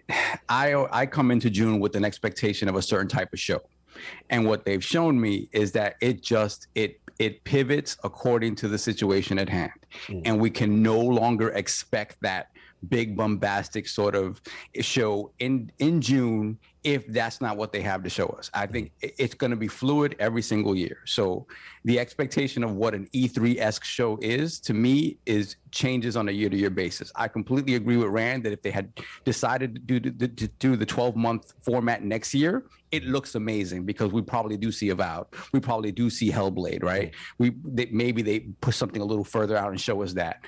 I think that having expectations about what type of stuff you're going to see, forget about specific things, right? But what type of stuff you're going to see at an E3-esque or E3 window type show, I think it's a fool's errand from here on out, I think, just because they're going to pivot according to what they have. And that's it. I mean, so you do think, based on that statement, you do think that changed and they pivoted. Yeah, I don't know how early they pivoted. They might have pivoted the moment they decided they needed to delay Starfield and Redfall, and that was the plan going into setting up the show. Right. I don't know that it was a last minute thing per se, but I think that they did the 12-month thing because they had Starfield and Redfall.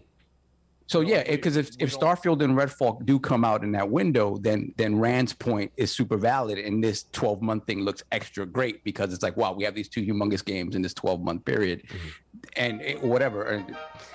But I don't know. Because if you look at it, Saul, they opened with one and closed with one. Right. Yeah, turn your mic up a little bit. At it, you're a little low. Okay. Yeah, I mean, I didn't get. Well, I was gonna say, I think it would look kind of spooky if they go back to regular format next year. I honestly do. Like if because then that would, because you look at like their metrics of people liking the show, right? We already know, we discussed that Jeff Keighley. I think it probably tested Is that better? internally really well, right? People at FanFest were sort of saying those things like, so like you have this situation, they've never done it before, and is it to cover for Xbox's lackluster first party this year, right? Maybe not. We don't know the answer to Bethesda that. dropped the bomb on them last minute, Red. They had the picture. True. Phil in there was in the picture. However, we just saw Thor. However, Cog, next year, if you go to E3, and if you're looking at it, and like Boxenberger said, the game's got to come out at some point. All these titles are essentially going to have to like reach their apex and be like, all right, we're finished. And you have all these other games coming. And then if you decide not to do 12 months again, it would make the previous show be like, well, why'd you decide to do it then, but not decide to do it moving forward? So to me, it would be spooky, and I'd be like, okay, they did it last year because they just simply like Saab said, like they just changed things because of the cards they were dealt. And now that they actually have a whole bunch of stuff coming, they feel fine about changing it up again. But I think this also speaks to the idea of Xbox needs to do more shows. You can't just sit and just do one. I agree. 100%. Like, look at next year, right? Look at early next year. You have Redfall and Starfield, right? You have Forza Motorsport 3. Oh yeah. Or Forza Motorsport 8. You have Minecraft Legends. Yeah. You have Era History Untold. If the deal goes through, you'll have Diablo 4 and Ghostwire Tokyo if it comes out after the 1 year thing. That'd be 7 games from Xbox first party in a 6-month window. That is a lot of content. Yes. And a lot of those games like Diablo 4, Starfield, and Redfall and Forza Motorsport are big enough where they deserve their own sort of show. Yeah. And then if you go into the end of the year and you're looking like, okay, Avowed, Hellblade 2, Contraband, Coalition's new IP, in Exile, like you start like, okay, you can't no longer rely on just one day in June. And you gotta do more stuff. I think they absolutely need state of play style presentations for each one of those big games, for sure. And the assumption that the Activision Blizzard deal will close, right? Which is more content infusion, so to speak, to talk about. But continue, Red. It's a great point. Well, yeah. So, like I said, Ooh, Somebody, the cops. The Somebody's cops after somebody. I'm gonna mute because you know the BX, you know, the Shout out to BX. the pros. Let's go. Yeah, so I guess we'll find out. I mean, we know they're hiring for people for these sort of events, and maybe there is an EXO 2022. Maybe they bring that back. I mean, I think them doing FanFest again paints a good picture for them potentially bringing back like a FanFest show at the end of the year, and then maybe you can do, I don't know what's coming in the next year from them. I'm just kind of interested in seeing how they move this going forward, because I do appreciate gameplay over CGI. I don't need CGI announcements of games 3 years out. So yeah, I'm wondering how Xbox is going to do this, because the beginning of the show and the end of the show were great. Yes, it was just the middle of the show was just kind of. It had its ups and downs. It had its moments where it was completely boring, and then it brought it back up, but then it went back down. Yeah. And it's nice to see that all of Phil's trips to Japan paid off fruit. I know people were saying, "Oh, he just goes over there. There's nothing to it." No, he goes over there. He gets stuff done. You get Kojima signed, making a game like he said he always wanted to make. That's a big thing. You're bringing back Team Ninja to the platform after they've skipped for a bit. Like, those are big moves. And then you get Atlas to finally support your platform, taking all my points. Go ahead. Right? Like, I was everything ready. I had it all lined up for Saab. Those are big things. You know, Phil's trips to Japan, they're bearing fruit. It's just I think. Go ahead, Attic. Go ahead. I was going to say, I think the biggest issue, Ryan, is, you know, clearly this event was used as a value point on Game Pass. All of these games coming to Game Pass in 12 months. But to me, Microsoft, the Game Pass isn't the issue. The issue is people are like, what are your studios doing? They've been they've been around since 2017, 18, and we haven't seen the majority of them. Right. And I think that was what they should have tackled. It's just now that Persona ain't went nowhere. You know what I'm saying? Now, people, if anything, they're even worse than they were last time. So it's just like, look, like no one. It's like I said, no one is denying how much of a value Game Pass is. You know, you could put all those games on there, and it's gonna look very appealing. But then people are gonna be like, "That's cute, but what's the stuff that I bought your Xbox for?" Right.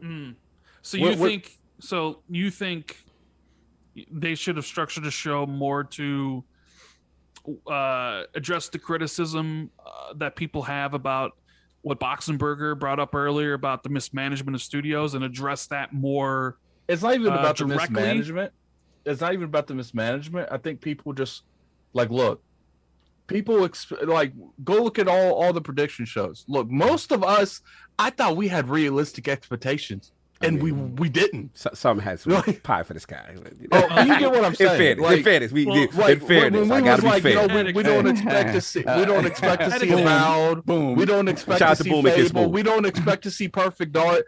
I thought we was coming into this with realistic expectations. I'm with you, and that's what Boozy, whatever his name, has said. Like I felt us was realistic. You know what I'm saying?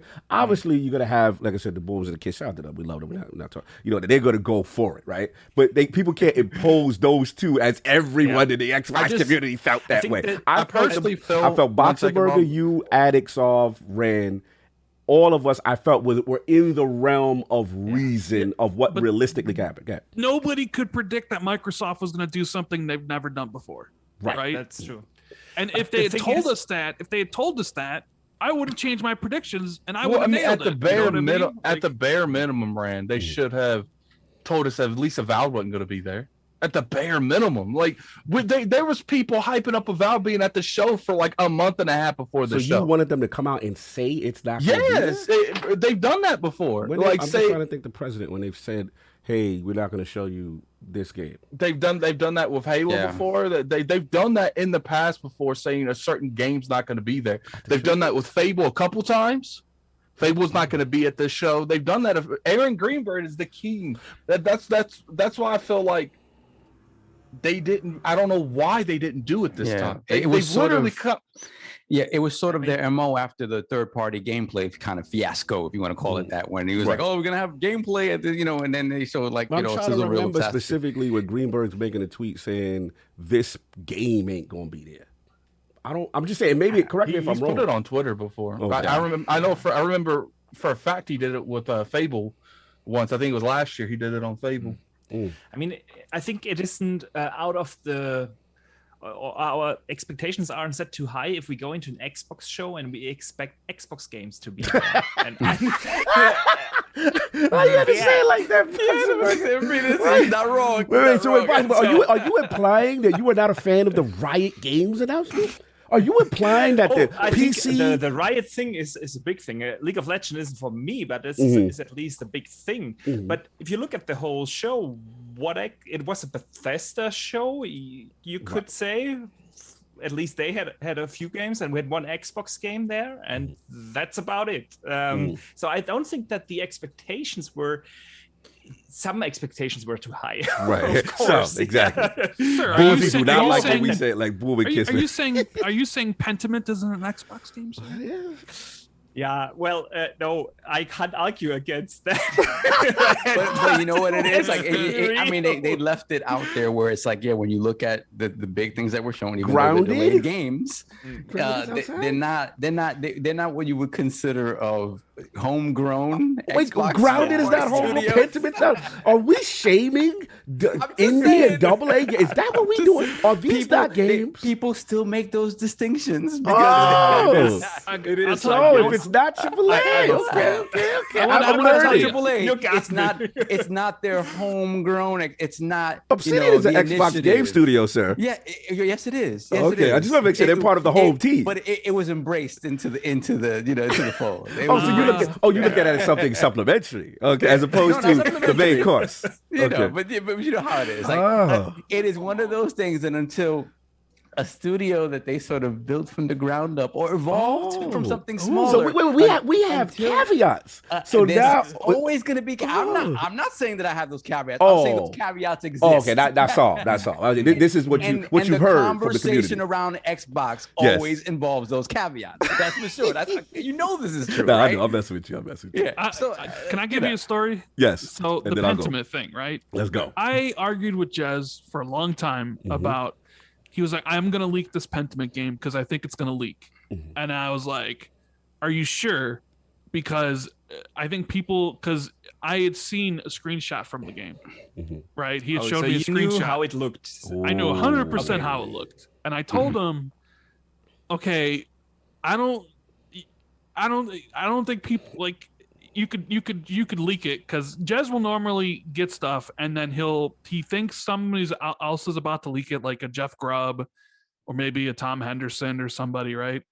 And if he has the info, he'll be like, well, I need to put this out because I gotta, I gotta write for Windows Central for a living, so I gotta do stuff. So he had the Pentiment info. I had seen the screenshot that he showed me, and I was like, if you leak this with the name. And then say it's Disco Elysium inspired and all this stuff. This is going to set a mental picture for people.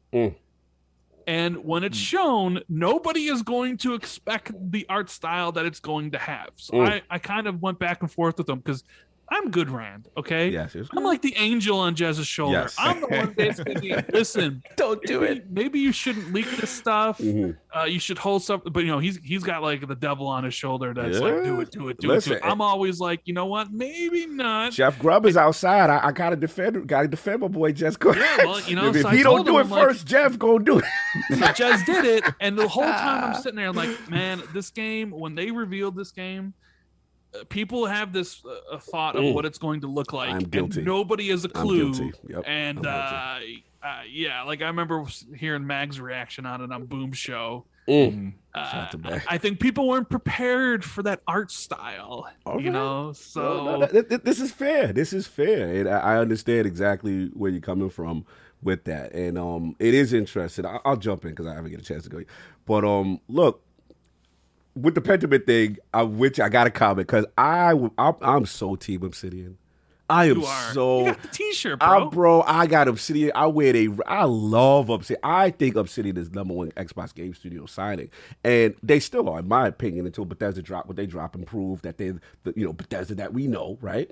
But for me, I'm guilty. I built the expectation of what I thought Pentiment would be more in a AA space.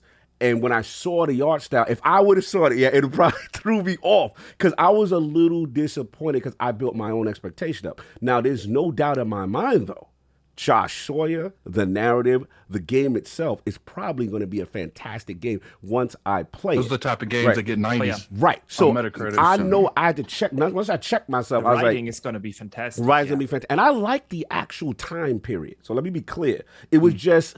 It plays in Germany, so There we go.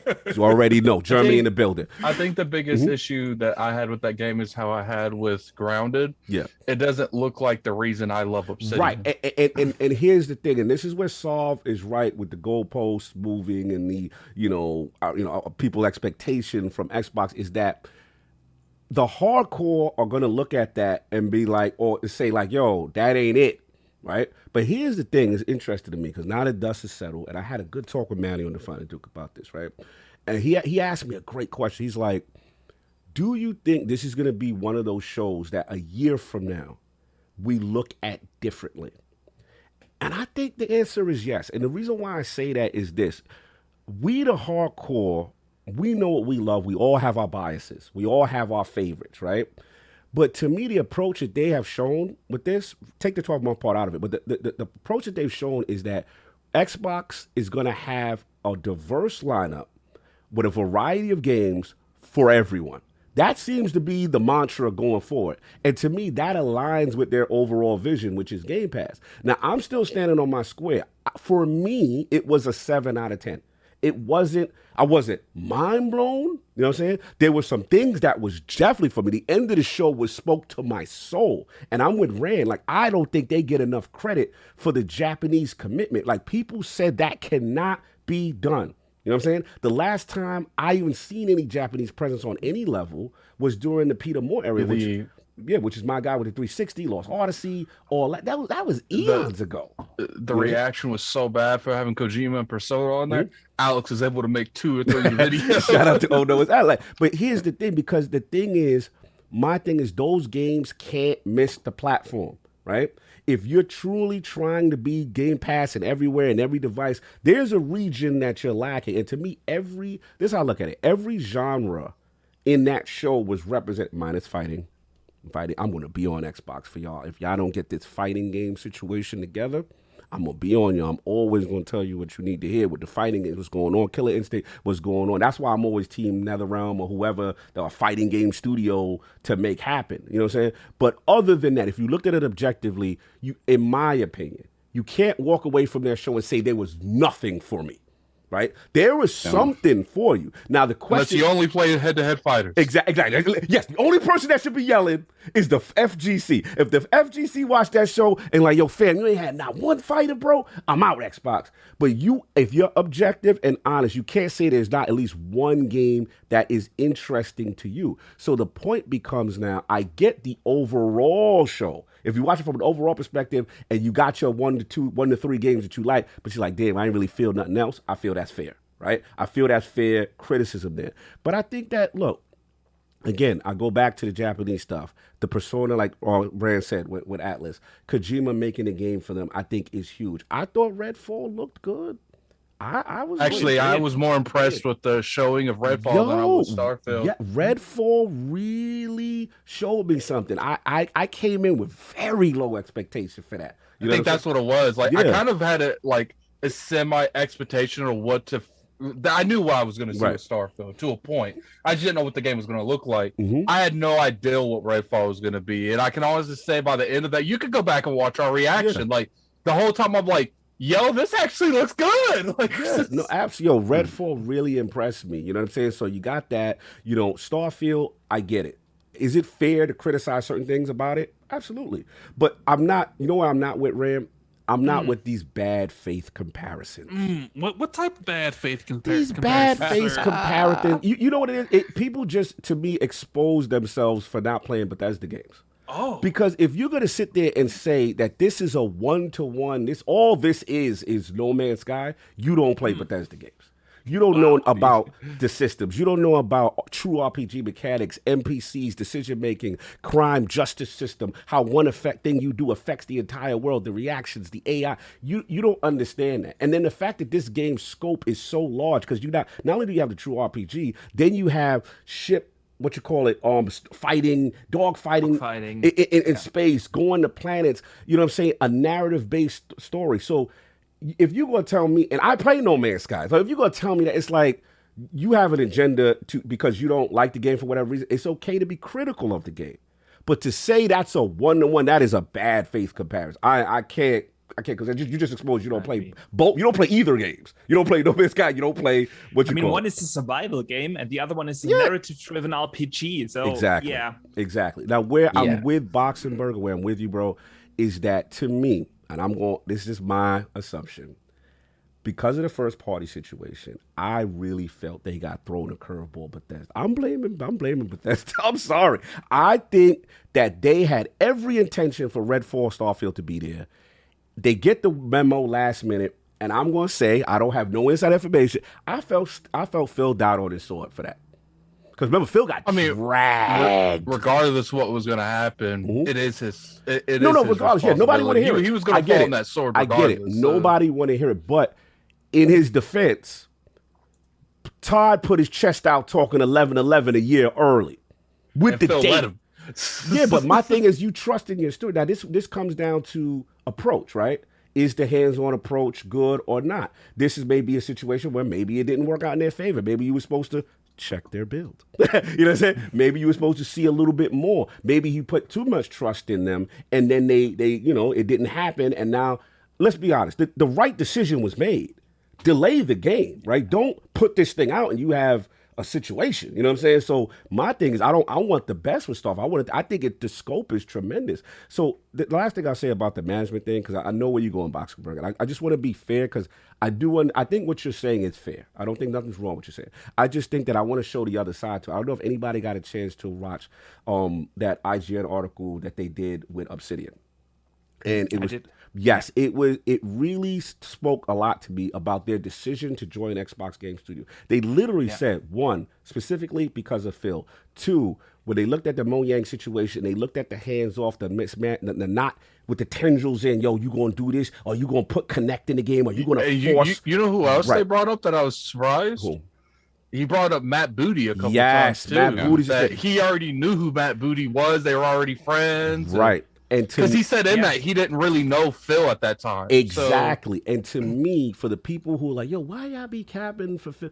Literally, studios would not exist and sign with Xbox because of him. We've even heard, Rand, correct me if I'm wrong, the owner of Bethesda, who sadly passed away, and Todd are good friends of Phil, but part of the reason the deal was done was the expectation that Phil is going to be there for a couple of years. Wasn't he solely responsible for them getting Mojang too? Right. So all this mismanagement talk and hands-off talk, I get it. It may not work for every single studio, but there are examples of studios that love this approach and wouldn't have signed with Xbox if this approach didn't exist. So all I'm just saying for balance, that's what I'm trying to say. I love that's because I didn't know it. It was Fergus Marquardt, the CEO of Obsidian. Of Obsidian. That to me is a big deal, and it gave me insight on something I didn't know. But look, last point I'll say is as far as me, where I look at it, I get it's a 7. Personally, for me, they've given me things in this showcase with the Japanese game, the Sega franchise, and all these things that I'm like, okay, the future is bright, but for this year, you're in a pickle.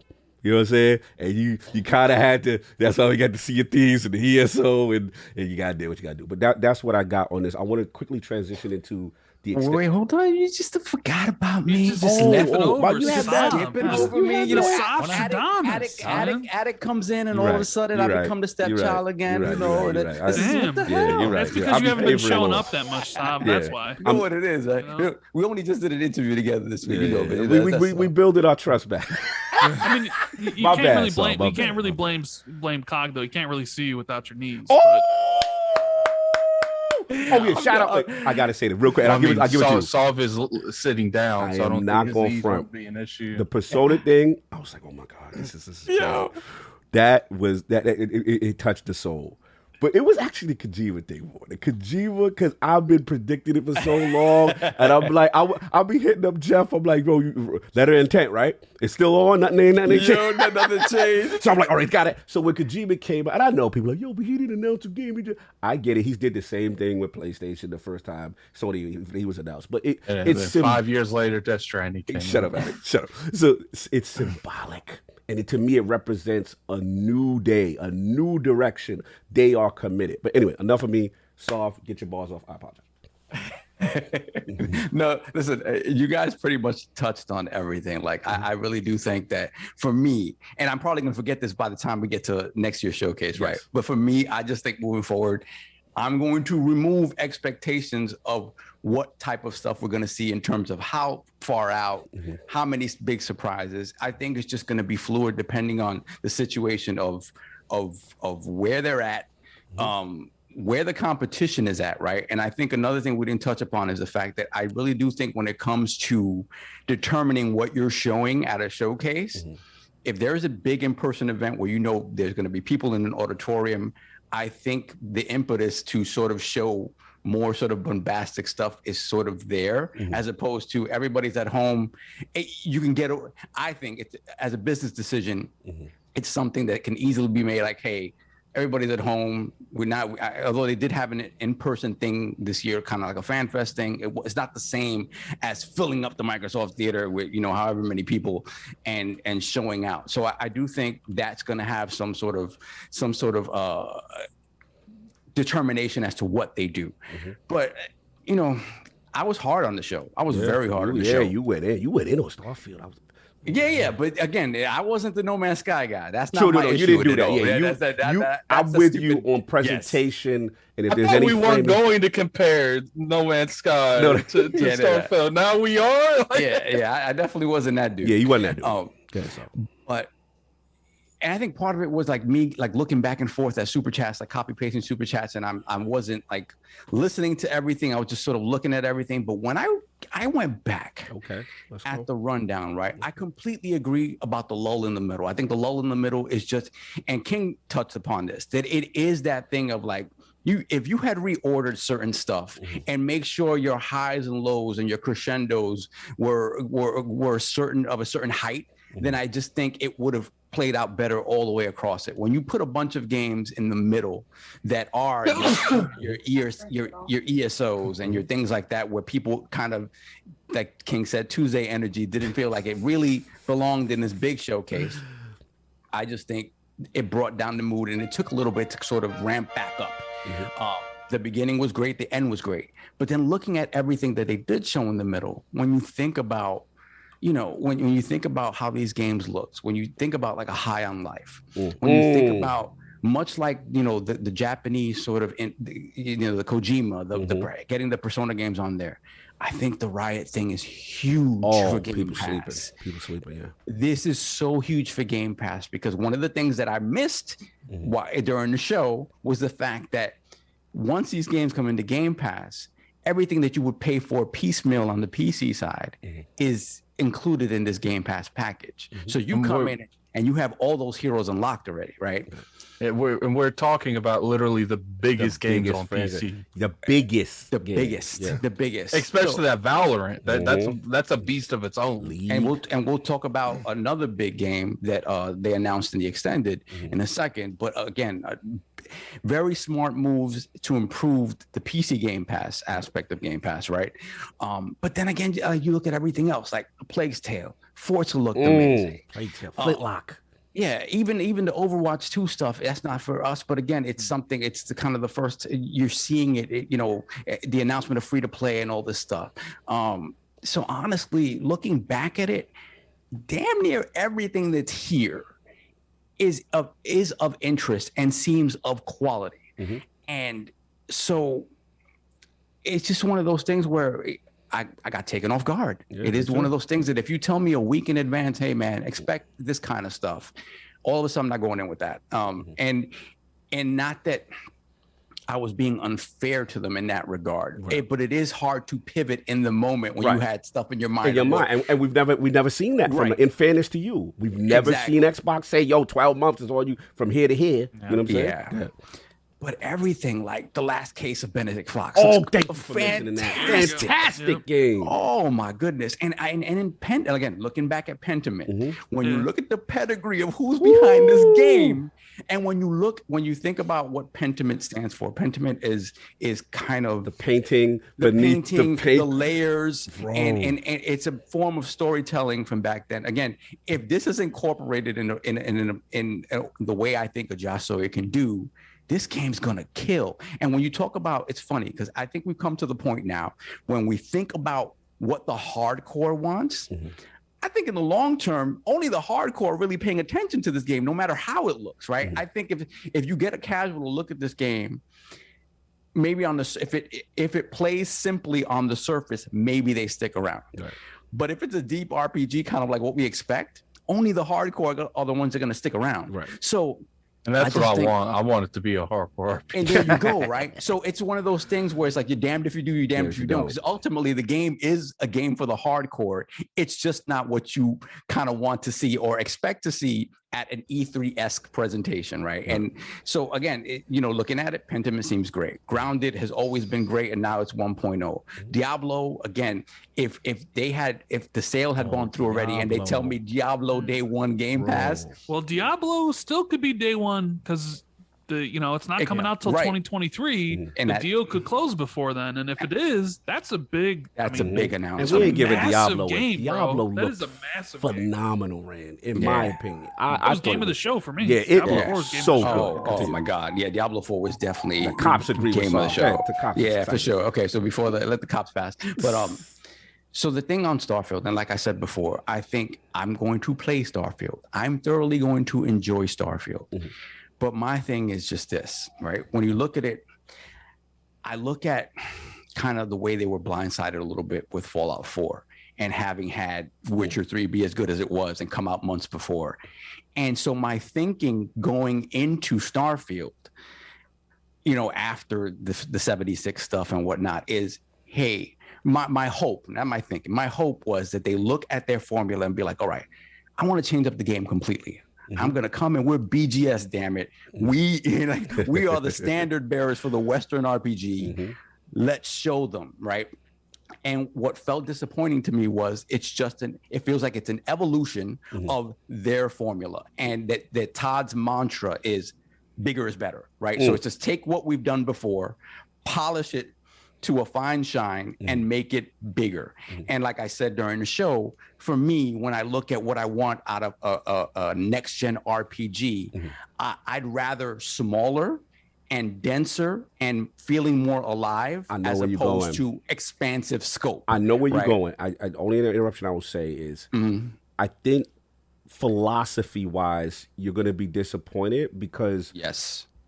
historically Bethesda has always had those larger scope type of games where actually you need to come over to Team Obsidian. Like Outer Worlds is that hubber, denser, more concise story. I should say concise, but you know what I'm saying? In the narrative And that's writing, what I'm right. I And think that's you're what I like- mean. yeah. That's what I mean by games that have come out since. Right. Even in their own, like you look at New Vegas, same thing. It's like to me, if and I'll forgive them for this. If the bespoke parts of Starfield, the created parts, the stuff that's not procedurally generated, if that stuff is denser and feels more alive and feels like they've taken that formula to another level, is there, I forgive them for the expansiveness. But for me, it's just, again, I completely agree that It's always since been that soft. That's what and they, that's since the Skyrim, thing. Oblivion, these massive I things. know, that's get just it. what they I do. get it. And my heart of hearts, what I hoped was that they looked at what has come since. And I talked about, Oh, I see what you're saying. Okay. and I talked about Cyberpunk. And then, when you get a version of Cyberpunk on PC running and looking beautifully, that game does things that takes the idea of a living world to another level, and the density and the realism, and getting away from the uncanny valley stuff. Right.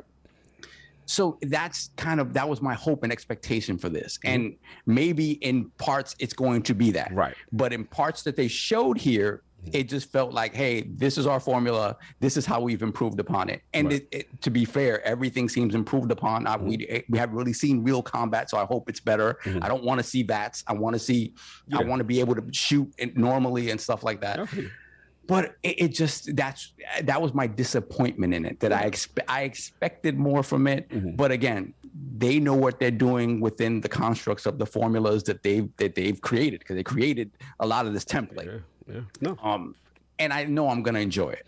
It's just I just saw what Starfield to be something. Wanted Starfield to be, and I get it. Exactly. It went into their traditional formula and with a bigger scope. But I know where you're going. I know where the philosophy. That's a philosophy thing. I'm gonna change my. I gave it a 6. I give it a 6.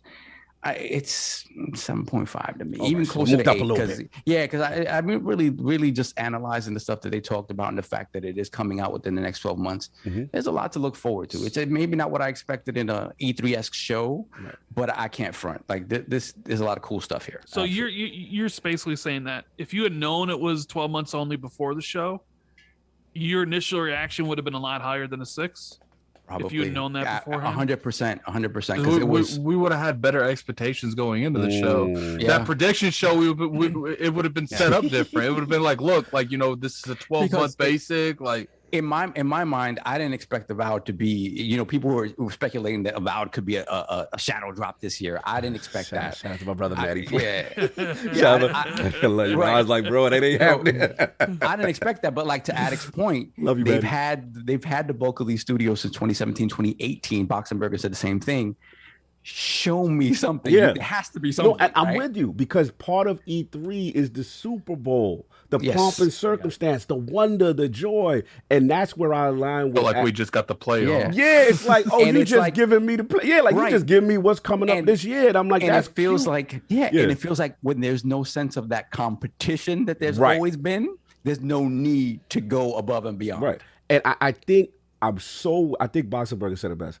If you take out the 3 of those games that we kind of felt we knew about, the ESOs, the Sea of Thieves, and I forgot what the third one was, the Fallout 76, and you throw just maybe 1 or 2, even if it's like, remember when Avowed first got shown and they show the arrows and the thing, and you're like, you see the spell, even if it's a CGI to say, okay, Compulsion's working on something.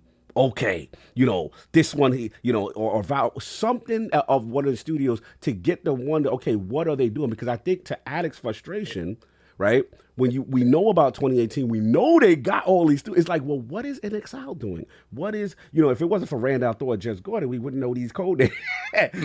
But the layman is like, how you, that is on the form, is like, how you bought all these studios, what are they doing? And I think they did need to give a little wonder. I don't want to spend too long, because I know I didn't expect extended to go this long, but I wanted to get the actual extended showcase of that. Like, I wanted to get that part on. And as far as let's get with Rand, like, now that came out, what are your thoughts about it? How did you feel about the extended showcase specifically? I thought the best thing from the extended showcase was the thing they showed of Stalker 2 and the devs and the whole Ukraine situation. Crazy. Other than that, extended showcase ain't for me. Like, I don't know. I just kind of lose all interest when people talk for long periods of time. So I know Valheim was announced for Xbox, which is pretty big. That was a pretty big PC game. It's coming to PC and Xbox. Yeah. I'm struggling. Paris had a segment with Flight Sim when he was in. I honestly don't even really remember. Like, when I think of the extended segment, I think of how they ended it with Stalker 2 and that like emotional video of what they're going through. Other than that, I'll be honest, like, I don't remember any of it. No Texas Chainsaw Massacre. I felt like last year's extended was better. Okay, man. That's where he's at with it. Boxenberger, sir, extended showcase thoughts? I really enjoyed it. I love these insights and behind the scenes looks and the interviews. I do love it. And I appreciate that they don't pack that in the main show. Yes. They have a dedicated extended showcase where people like me that enjoy stuff like that can get these infos. And I actually thought a couple of games that really showed better in the extended showcase, like a Pentiment. Yes. A Pentiment was... It got my confidence back. I was shaky. But I really thought that it was a way better showing in the extended showcase when you got a little background as to what it's supposed to do. Or High on Life, everyone was on my reaction show after the first Xbox showcase, super excited for High on Life, and I said, didn't do much for me, but those devs were really funny guys. Yeah. And when we got a little insight on why these guns are talking and stuff, and the level approach, how you can how you can attack the game from different levels depending on where you are with what guns you got, the progression, the way you get the progression in so much player choice. But continue. I'm sorry. Yeah, no. So I thought some of these games really showed better in the extended showcase. So yeah, I enjoyed that, and like Rand said, the ending was super strong. Yes, sir. Yeah, it isn't easy for a big corporation to do something like that, to get all political and stuff. And I really have to applaud Microsoft for doing that. It was a very strong statement at the very end. Stalker 2 continues to look amazing. That intro sequence is fire. I can't wait. It was already one of my most anticipated games. Big fan of the OGs. So yeah. I thought this was a pretty good showing, yeah. So no doubt. I enjoyed it. No doubt. Lord Addict extended showcase thoughts. It was good. I like these extended shows because I feel like they can do what the previous. That's not me. All right. Oh, who's coming? They coming for Addict? They coming for somebody. They went from the BX to West. Police sounds completely different, so it's not me. I can't. Addict, you want to run? I don't even hear anything. All right, it's going down. Whatever. Good. These shows are used for things that the main show can't do, like breakdowns and stuff like that. So it's got its place, but I do feel like the pacing to the extended show was kind of not there either. It's like, look, I don't think these shows are designed to have pacing either, but it's just like I got about 40, a couple announcements into it, I turned it off. So not for you. No, fair enough. Lord Sav extended showcase, sir. Thoughts? I think this extended showcase does what it's meant to do, which is give you an extended look of things that they showed in the main sort of presentation. I'd rather the things that they announced here, I would have rather just seen quickly at the big showcase. I think it just would have added value to that showcase, especially something like I talked about earlier, along with the Riot Games thing, is Valheim coming to Game Pass as a console exclusive. Valheim was like last January, not this year, the year before. Like Valheim was all the talk on the PC side. Obviously, very big on PC. Yeah. So obviously they kind of missed that, initial wave, right? They didn't have that, but I do think putting it on Game Pass, expanding that game out to another audience could kind of give it a research. I have not looked to see how Valheim is doing now, but I'm sure that the hardcore that love that game are continuing to play that game. Right. So just like the Riot stuff, it is another reason to sort of bring in the PC-centric cloud, even though this is a console thing. Obviously, my thoughts is that it's coming to PC Game Pass as well, but this is huge. Texas Chainsaw looked interesting. I love horror movies, so to see this and see what they kind of do with this, sure, I want to see it. I would have liked the quick sizzle reel of it at the main showcase. Beyond that, the Stalker 2 stuff was cool because it's it when you see devs taking up arms, and being like, hey, I got to handle this, and you look at that person and you have no idea if you'll God forbid this person does not survive this, or you see a dev that lived in a hallway for months on end, continuing to figure out a work thing in the midst of all of this is kind of insane. But beyond that, I think it has its purpose. I'm glad that they've realized that talking to devs and stuff for long periods of time during the main showcase doesn't go over well. But I'm not the guy for this either. Like, when I'm in on a game, I don't want to hear much more about it, no matter how excited I am about it.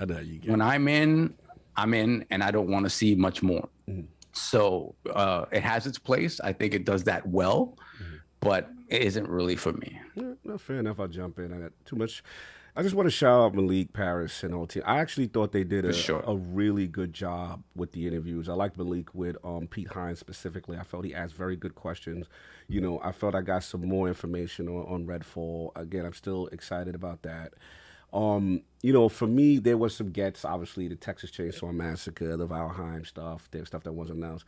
There was Ara Untold. Is that the RTS game? Yeah, is that the RTS? I felt the show better at the extended than the thing. Absolutely. I was mad at it at the. There was actual gameplay. Yeah, because I'm like, you talk about gameplay, but this game showed up with no gameplay, and it sucks because I usually like the genre, and I love the actress, the voice actor they have for I forget her name. I think she's Iranian. She's amazing. She's in Destiny. She's one of my favorite characters, and I felt like I know that's a game that should be a decent get for them, but I felt I learned more about it on the extended showcase. So to me, it could have been there. Especially where they're coming from with the Civilization and XCOM guys. So that appeals to me. So I'm just like, okay, you should at least whatever. It is what it is. But and I think that the standout is I actually didn't mind it. Normally I usually cringe with stuff like that. I felt I got a lot more information. I think even Playground was in the building for a little bit, giving us more about Hot Wheels, that Hot Wheels look fire, bro.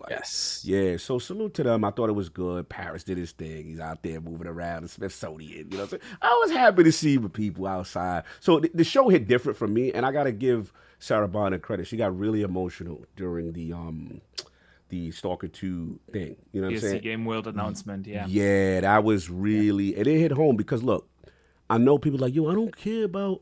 the pandemic and the games, where the games, and it's like, bro, there's real life stuff going on. You know what I'm saying? And I think, to me, even sometimes I mess up. I'll be like, what's up with these games? Where it's at? And then it's like, dudes are fighting for their life. The studio had to get evacuated. You saw like before and after. So it's like when you look at the real life situations, you look at the pandemic that all studios are dealing with. I know people are like, just Xbox, but every major first party AAA from Sony got delayed at some point. Ratchet & Clank, Horizon Forbidden West. Same thing with Nintendo. I'm still waiting for Breath of the Wild 2. It is real. We can't act like it doesn't exist. You know what I'm saying? The only difference between... Let me finish. The key is that I felt that with Xbox, and I know where you're going at it, that from whether you want to call it mismanagement or proper planning, I feel that when their delay happened with those two, there was not a contingency, so to speak, that they could fall back. And maybe Stalker was part of that, you know what I'm saying, even though it's a time exclusive, so to speak. But it just exposed the hole a little bit for 2022 from a first party perspective. But that's all I wanted. I just wanted to say, I think as gamers, we have to be a little bit conscious and cognizant of what's really going on in real life. But go ahead, Attic. I know you're going to jump in. No, I was going to say the only difference between Microsoft and Sony is it seemed like Sony had a couple more games further in development than Microsoft did at that time. So, absolutely. And I've been told firsthand that the more people you have to go around, the harder it is to manage people in a situation like that too. So, when you have a lot more studios that you have to constantly go back and forth between, it's going to be harder to keep everyone on the same page than the smaller amount of people that Sony has to manage right now. Because at this point, Microsoft's almost got double the studios that Sony has. Yeah. No. I just think if we're not hearing rumblings of constant reboots and games possibly being canceled and stuff like that, which is what we were hearing a lot of, sort of during the Xbox One generation. The fact we're not hearing about that sort of stuff behind the scenes and it is just delays, I just think the mismanagement sort of conversation is a little bit overblown. I to Addict's point and to Boxenberger's point, yes, there are a lot of studios, and maybe they need to figure out a way to sort of keep the hand on the pulse of each studio a little more frequently, or just get the temperature of these studios more frequently. But I think if there was true mismanagement, we'd be hearing the same sorts of stories of cancellations. This thing that they talked about is quietly canceled and stuff like that. We haven't heard that, and that may just be them learning, to sort of handle PR better and not let that stuff out. Right. But I don't think that's necessarily the case. Like even, we've heard things about Avowed being rebooted once or twice in development. I haven't heard anybody come out and be like, "Oh, Avowed is in trouble." Right. It's just one of those things that happens during the course of development. And I think that's one of those things that I've become more sensitive to when I talk about this stuff, is just the fact that if you think about game development from the very beginning, it doesn't seem like there's any formula that you can go by from game to game to say, hey, this is going to bring me success. Right. Every game is a trash fire until it's not, and it doesn't even feel like the processes are necessarily the same. So it's like literally rebuilding the wheel every time you start a brand new game, because the challenges are going to be different. The atmosphere is going to be different. It's just, everything is different. So I've just gotten accustomed to the fact that everything is going to be delayed. Sometimes we'll hear about it, sometimes we won't, and which will give us the impression that the game never had any issues during development, which is never the case. Right. And that's just kind of the mentality I carry into when I talk about this stuff now. It's just like, man, everything is a trash fire until we get the final product, and that's it. And that's kind of the way I think about it. Game dev. Well, go ahead. Well, so say the whole mismanagement thing is only going to go away once Xbox starts releasing all these titles and they're good. And right? they're good. Proof's in the pudding. Proof's in the pudding. However, the one thing nobody really mentioned about this whole 12-month thing is, are we sure these games are going to release in this 12-month period? Yeah, what if they missed the window? Yeah, I think some of them are definitely Mm-hmm. pushing past that 12 Because, months. Especially considering that all the exciting games we're looking forward to are more at the back end of these 12 months. They're gonna hear it if that's the case. Who's to say Starfield doesn't need more time? And it's like, hey, Starfield's coming out 11/11/2023, right? Like, you're setting expectations now. All these games are 2023, and I know they have the asterisk and the fine print that's like, release dates may change or whatever. But I mean, you came out there saying it with your chest. This is what you're playing on Xbox in the next year.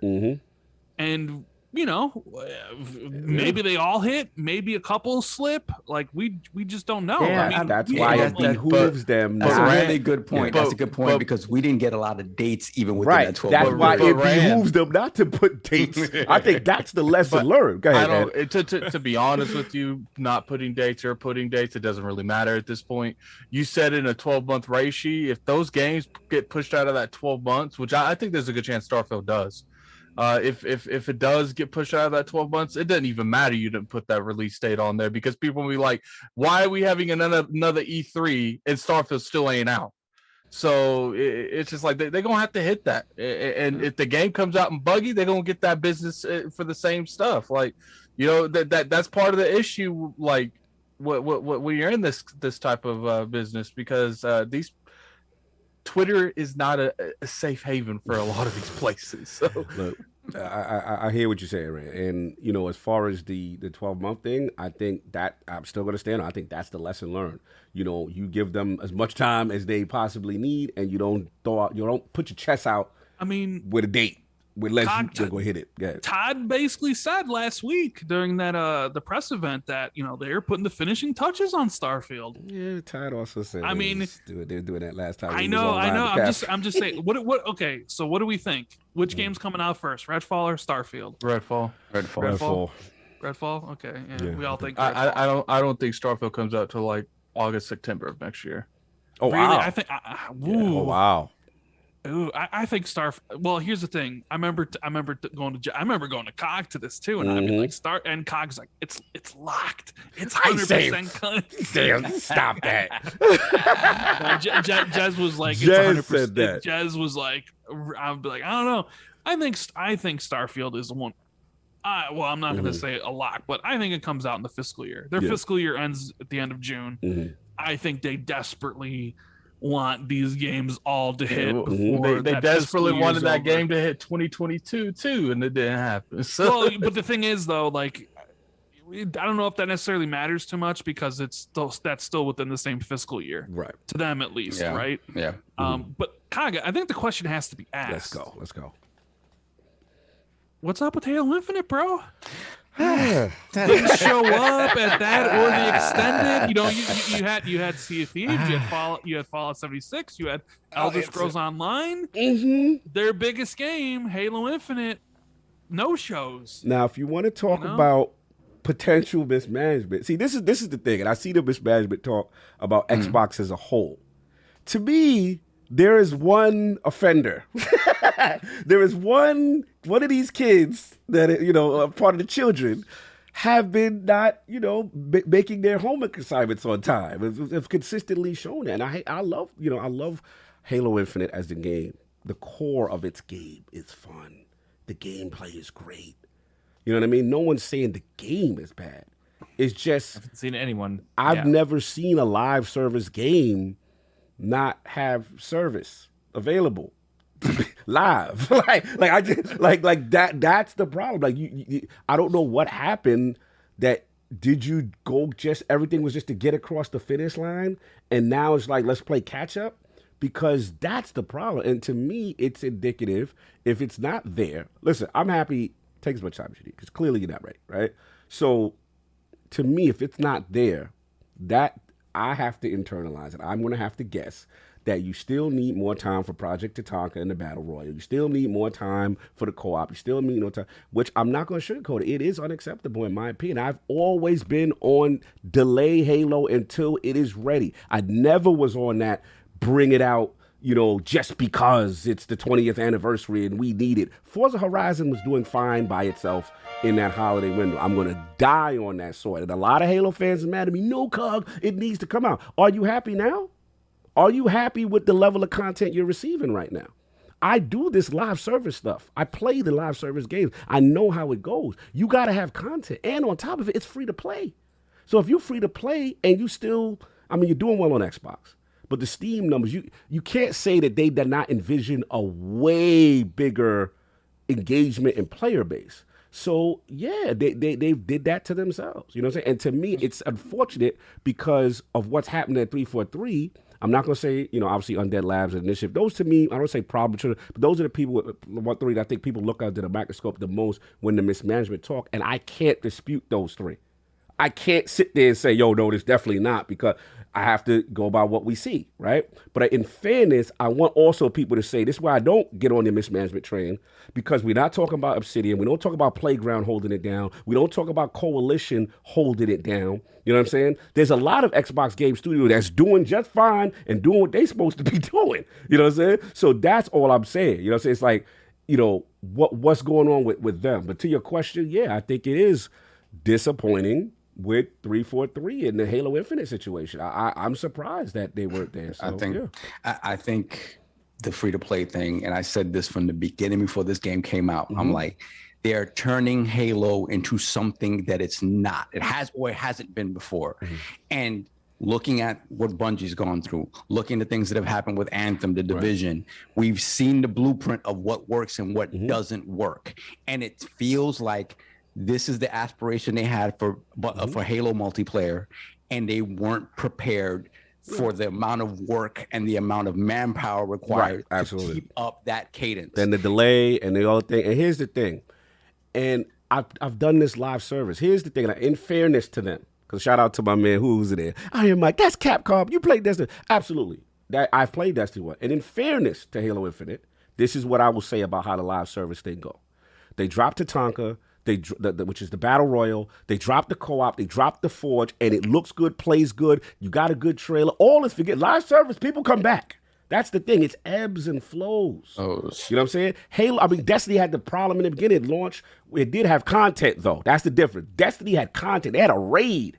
They had the Vault of Glass. They had expansions. So it's not a one-on-one. Destiny had content. It's just the narrative was where the narrative was. But, you know what I'm saying? At the end of the day, these guys got to drop content. And if it's good content, people will come back. My thing is it didn't need to be this way. You didn't need to put, this is self-inflicted in a way. Just push it back. Good. I'm actually in the mindset that they might have killed the Halo franchise trying to turn it into a free to play. We'll see. It's up to them. Damn. It's up to them. It's just that that team was not built for that. And That's what I was saying. I don't think 343 it has the expertise and the output that is needed to deliver a free to play Halo. Like if you look at Epic, Epic is all hands on deck on Fortnite, and they shut everything else down. One game. Yeah. It's valid. Yeah. Listen, anybody who says that, I cannot fight, dispute. Hey, we have a track record. We have a track record, right? That's all I'm saying. We gotta be honest. We gotta see. We're gonna have to see what happens when they put that battle royale. Yeah. That might breathe a lot of life. I will say this. It's kind of like this. It's like when you get that hot trailer. You see 60 Spartans dropping down. You know what I'm saying? Battle Royale. You're going to see Rand like, yo, Battle Royale with the crew. He going to grab up Gopher. He going to grab up his people. And if it's fire, gamers will forget. If it shows well, gamers are going to be, okay, Halo's back. Here we go. I just want the overall health of Halo to stay strong. Because to me, this was supposed, like, imagine if it was delayed. Last part, I know we're going long. Let's say it came out at the top first quarter 2022.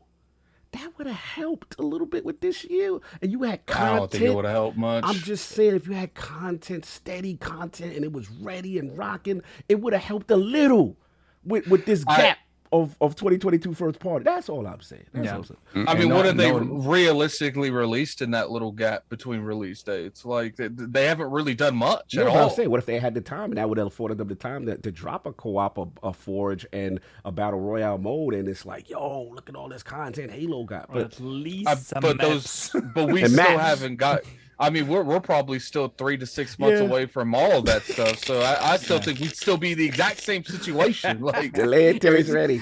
Anyway, which would be like January 2024. Listen, man, we'll see. I'm pulling for them. I want they will launch it right in between Starfield. It could have took Starfield.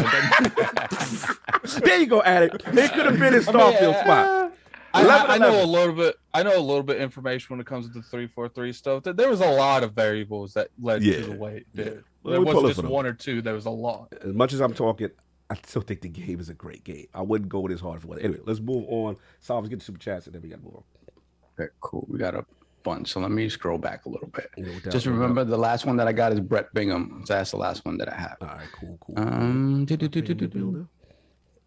Salute everybody in the chat doing what they do. Make sure you guys hit the like button for the Lords. Come on. Thank you. Yeah, hit that like, man. You know what I'm saying? It's the Lord's Day for free. the Father. It's easy. Free. One of the best podcasts out there. One of the best Xbox podcasts. Don't say it out loud. Don't say it out loud. I don't know if South heard me. I don't know what the hell you're talking about, right? I don't know what you're talking about. Switch is coming in hot, though. You ever seen them MPDs, y'all? All right, I'm ready to rock. All right, let's do it. We got Ryan, $2 super chat. Ayo, King got that Crocs link. Oh, Lord. On the Crocs train. Is King not showing up today at all? He said he's going to try to pop in. We'll see. We got Dono Taku, $5 super chat. It's not really a new concept. Nintendo's always announced things that are within a year in their directs. Yes, but oftentimes for Nintendo, a lot of stuff is super secretive. Like they don't let stuff out of the treehouse. Like so. And we got to be realistic with Nintendo too. They make great games, but like I would say the difference between their games and something like Starfield and God of War. It's huge difference. Like, you know, I look at something like the Pokemon games and like Kirby. Those games take a long time to develop, but I don't think they have to jump through nearly as the hoops as something like a Starfield. Yeah, that's true. Okay, 1 second. Then we got Murky with the 35. Actually, these are called rands.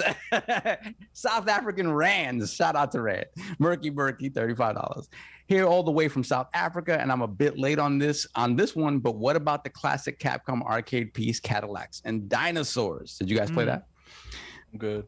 I know what it is. I don't think I ever played it though. I played it. It's a real pretty game. It's back, I think this system 2 sort of Capcom stuff. Beautiful, but it wasn't an IP that I knew. We got Necromancer Zale, remember, for 8 months. The difference between a Nintendo game and an Xbox game is probably $200 million. Wow. Slander. We got this showcase was for everyone, an all-around showcase for the next 12 months. Their next showcase later on will be showcasing their future games and gameplay trailers for 2023. That is a hope. And we have Bay Area, $5 super chat. Happy Father's Day to all the real ones out there. Great show. Hit that like button. Thank you, sir. Hit that like button, y'all. Save the children. Every time you hit the like, save the child. Continue. We got Rob the Don, 202, $2 super chat. Let's get those likes up. Thank you. Yeah, hit them likes, y'all. 700 y'all, man. Come on, man. Father's Day for the fathers. Not for the babies today, for the fathers. It's for the fathers, man. Come on. K Johnson, member for 5 months. Thank you, sir. Back with some awesome guests, loving ILP, Rand Al Tomato. 2023 is the year of the cams being. 2023 is the year of the cams being on. Loving the show. Oh, Rand Al K. How many subs you need to get you on cam? 200,000. Oh, come on! I thought it was 100. You keep moving the goalposts. Chill. Well, it's like the haters of Xbox. Like just keep on moving the goalposts. Oh, he's gonna move damn. it. He's like, I'm the man with the million. I need 1 million subs. That's it. What else we got? We have Rob the Don again, $10 super chat. Let's hold on. If the games aren't ready and they show a second CGI or choppy trailer, this will ruin the game more than not showing it. So the best thing is to let people's imagination run. Okay. Yeah. There ain't nothing to imagine. There wasn't no announcements. And we have Hard to Find, member for 14 months. Thank you, sir. Shout out to my guys as always. Much love. Make sure y'all hit that like button. Yes, hit that like. Salute. That's all I get. Salute. Then we have Luna Smoke Zim with the $5 super chat. Thank you, sir. Then we got Flame, member for 21 months. Flame lost Gabe in the building. My favorite reveal at the Xbox Showcase was the return of Wait for E3 2023. Oh, that's messy. Don't act like it wasn't no games for you, Flame. That's messy. Really got me hyped. Have a great show, gentlemen. Flame, as always. As his name indicates, is dropping fire. Exactly. Then we got Slow-Mo Backslap, $5 super chat. Xbox needs to retool Inside Xbox as a quarterly show that provides reveals of first-party games and updates on the development of anticipated games. Yeah, that would definitely work. Yeah. And we got Luna Smoke Zim once again, $10 super chat. AAA games are just not ready for anyone. What does Sony, Nintendo, Ubisoft, Capcom, Take-Two, or EA have for the AAA 2022? GT7, God of War, and Horizon are all last-gen games deep into development before the pandemic. That's true. Okay. And we got Necromancer Zale once again, $5 super chat. I've seen stories on new Halo Infinite campaign story content isn't coming out until 2025. Is that what you're hearing? Jesus. I mean, I don't know. Can you confirm? I have no idea. Maybe what they should do is just can the 10-year plan and just release a new Halo game in 5 years. Ooh, interesting. Yeah. Wow. Yeah. Okay. What else we got, Saul? All right. THX 1138, $5 super chat. Obsidian is able to develop game ideas under Microsoft that no way any other publishers will never greenlight. We get to see more games from the studio. That's for sure. 100%. Yep. And they get to exist. They get to exist because of that bag. And we got Pragmatic Eagle, $10 super chat. People like to poop on games that hit 20+ million players, then don't buy the one game they cap so hard for as indicated by the sales, engagement numbers, etc. It's hella weird to me. Just play games. That goes to show you that Twitter isn't a real place, and a lot of people just like to talk for the sake of talking. Twitter is an echo chamber. Do not look. Yeah, I agree. I agree with what he said, because a lot of people, like, even though we may say that's not for me, some of those franchises that they did pick up are tremendous player bases and huge engagement in especially specific regions. But I agree with that. Which is the reason why Sea of Thieves is at the show every year. Because yeah, exactly. And they just 30 million people, so it's constantly meeting new people. So of course it's going to be there. It's just like that Fallout, that Elder Scrolls Online, though. It's like I feel you. I feel you. Yeah, I at least completely. Rare puts. I mean, the trailers Rare make are really good. Yeah. You know, That's a good point. Continue. Yeah. Rob the Don, 202, $10 super chat. I'm sorry we knew they was in trouble when they moved Starfield and Redfall. People was hoping that they would move something up or show the future. They didn't. They didn't. Now people don't have ammo for the console. You know what? Guns. Yeah. that's 100% true. A lot of it is list wars. Yes. A lot of it is, oh man, the PlayStation guys are gonna clown me. Yep. For the next year, so there is an element to that. Exactly. Just be prepared for that clowning if God of War comes out this year and it comes out on 11/11/2022. Just be ready. More fuel for the games. More fuel for the fire. A lot of game warfare. Right. God of War ain't coming out. Oh, Addict with the exclusive. There we go. Even though Cory Balrog came back to Twitter, he come back to Twitter. Oh, he come back to Twitter. Whoop-de-doo. I'm so sick of like we almost in July. July. Trying to save you for the PlayStation Nation. PlayStation Nation can go somewhere with Oh, he ready for the smoke. Corey ain't showed me God of War's build. He ain't show you the build. We get that emoji, y'all. We getting the show me the build emoji. That's Addict's hot J right there. Salute. Yeah, man. That's... Corey Balrog did show a mouse next to that. Got a mouse PS5 that controller, connected. you know? Could be connected to a build, Addict. Yeah. No, I hope I'm wrong. But Steam it's build. Like, look, like at the end of the day, they haven't showed me anything to make me think this game's coming out this year. And like I want it to come out this year. This year looking dry. Like I need some God of War in my life. Show us the build. Show us the build, Addict. I feel that. There we have Pragmatic Eagle member for 32 months. Thank you, sir. Appreciate that. Wow. Man. Thank you. On a positive note, I'm glad all the discourse is positive and intellectual. Salute to ILP, of course. It's like going down here. You know we gotta keep it intellectual. And we got Rob the Don 202, $5 super chat. Plus, sorry to be morbid, but why worry about 4 to 5 years in the future when I might not be here? Give stuff I can play now. That's fair. That's fair. That's fair. Yo, what have you done for me lately? Where's that? Exactly. Where's that? Exactly. Then we got Splendiferous, $2 super chat. I said it. Sav had to take that knee, boy. Was waiting. I don't know when you said this, but okay, that's fine. Salute. I want to see the 150 plus hour gameplay of when you play Persona 5 because you're not gonna play it. Then we have Dorian Gray, $5 super chat. One downside to the Bethesda acquisition is these people who never touched the BGS game coming and demanding stuff BGS never did and we fans never wanted. See, this is the thing that I have with fans of stuff, right? And then I'm just not that type of game player. People just want what they want, and I respect that. I appreciate that. But oftentimes, wanting what you want is not wanting the thing that you love to evolve and change. Oh, don't start. You're going to piss Attic off. This is going to be an argument. But you just want it. You want it crisper, prettier, running better, and that's it. Like, you know what I mean? Lord, this is going to be an argument between you and Attic, and I'm not ready for this. I'm not wrong. Oh, God. Attic would agree with me.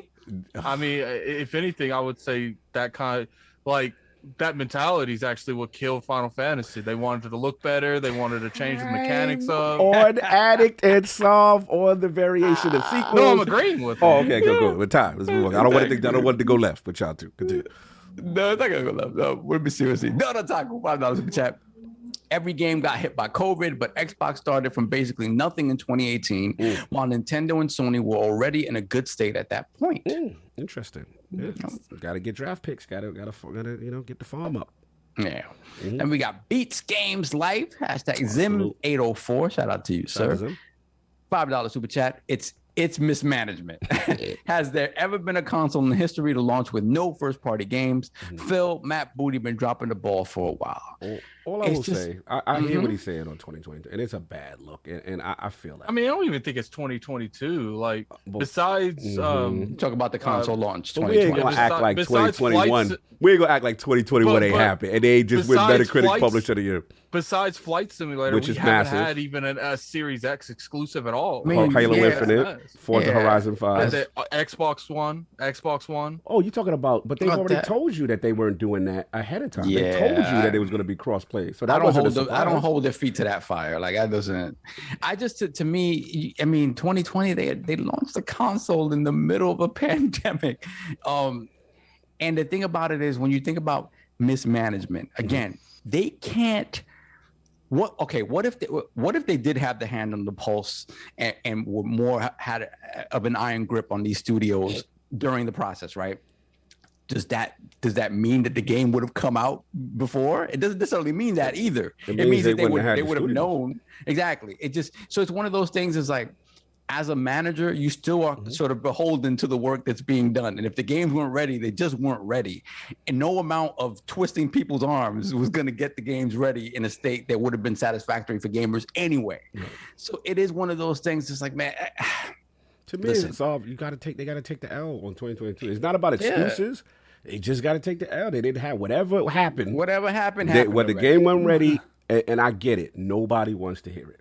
Whatever happened. What do you mean? Starfield and Redfall weren't ready. We know what happened. Yeah, we know. But it's like, know what happened. That's this idea that their internal structure is just broken, and I don't know, man. I mean, I said what you're seeing is the consequence of Microsoft's late investment in Xbox. Yep. Right. And they have a lot of internal studios. They go buy some, but they buy these studios that already have games that they're working on. Like InXile we got to do Wasteland 3, which they had put out in 2019. So they can't start working on anything new. You know, Ninja Theory is working on Bleeding Edge. Obsidian's already doing some of these things. Like a lot of their studios that they acquired already had previously scheduled arrangements. I mean, even Bethesda themselves had Deathloop and Ghostwire Tokyo, caught up with PlayStation. And then what happens? Nobody could predict.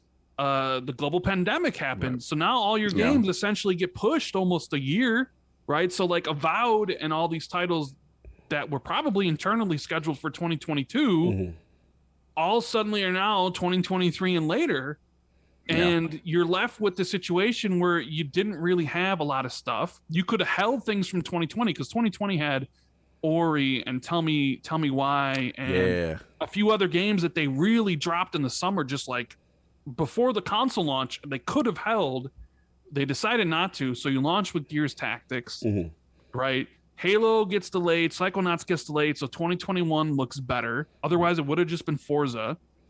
Bethesda was kind of the band-aid that we'll get some 2022 games, and then those get delayed, and you don't have anything because the games that were supposed to come were all delayed. So it's just it's basically and to me, it's just if Xbox had waited so long to do all this stuff, and it finally caught up with them. It finally bit them in the ass. So now, as Boxenberger likes to say, Boxenberger's like, there's no first-party games this year, even though there are two. As Dust Falls, which is a global publishing game, they consider first party, and Pentiment, right? There's nothing on a AAA scale. It just all caught up with everything just caught up with them, and probably Deathloop, right? And Deathloop. At the end of the day, people who say that there's mismanagement at Microsoft, like Microsoft's just gonna have to take that criticism until they prove that there's not, because there's been enough to actually feel like there is mismanagement, and there's nothing on the other side saying there's not.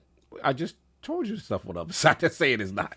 It's multiple examples of it not being. They just came off of 2021 where they published a year. Whether people don't like hardcore gamers don't specifically like Flight Sim or Age of Empires or Forza Horizon or Halo Infinite, that's on them. But we can't say they didn't exist. Now this year, I ain't making no excuses for it. I'm with you on this year. To be fair, though, the past 6 months, there's probably 3 or 4 articles that's giving one for everyone that you're giving. What you mean? What's the article that said that they were the labs thing, the initiative thing? But what was the article that said that they were not the publisher of the year in 2021? That they had they had more games than Sony that year.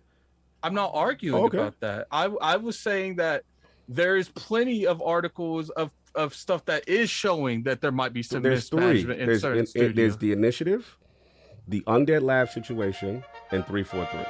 And I can give you Playground Games, Obsidian, Turn 10, you know what I'm saying? And they still got more games coming. I don't think no one's ever said all of Microsoft and Xbox. But that's the thing that I'm not saying you're saying that. I'm just saying the perception. We have to be honest with the rest of the studios as a whole. And that's what I think is not being fair. Now, if you want to say, hey, what are the new studios doing? I'm with you, right? Because I think that's what the issue is. I think the issue is the new guys. Hey, what's going on? And because they did this 12-month format, right? And now we don't see what the new guys are doing for the most part still, then it's going to be, it's on them whether or not they want to show that or not. And I get that. Even if you look at from like standpoint now, Jason Schreier just said on Reddit that Avowed has been restructured, so don't expect to see it anytime soon. Like there's stuff there. Okay. But that means Obsidian didn't give us Outer Worlds. They didn't show us Outer Worlds 2. They didn't show us Pentiment. They didn't release Grounded this year. Mismanagement has to be like the whole studio.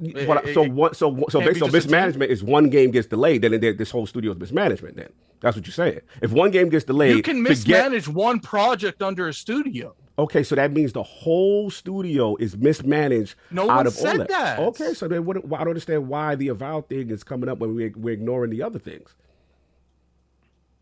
All I was saying that I can understand why people would.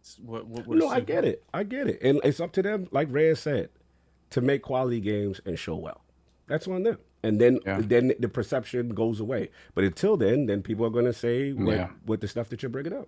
Yeah, I mean, we talk about this stuff and speculate about it, but at the end of the day, it's like Rand said, the proof's in the pudding, and people only care about the end product, and they don't really care how it gets there. So, and that's, I mean, I guess it's fair. As a consumer, it's fair. You only care about the end product, but we're kind of not necessarily regular consumers. Hold on a second. What else we got? Give me a moment. I started copy pasting a few more. Okay, let me run back. There we go. What was the last one you read? Because I think I got.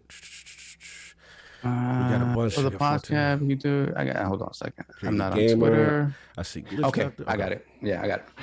Rob the Don, $2 super chat. $5 super chat. Excuse me. The only thing that might miss is Starfield. Stop it. Turn 10, Arcane, and Mojang are good.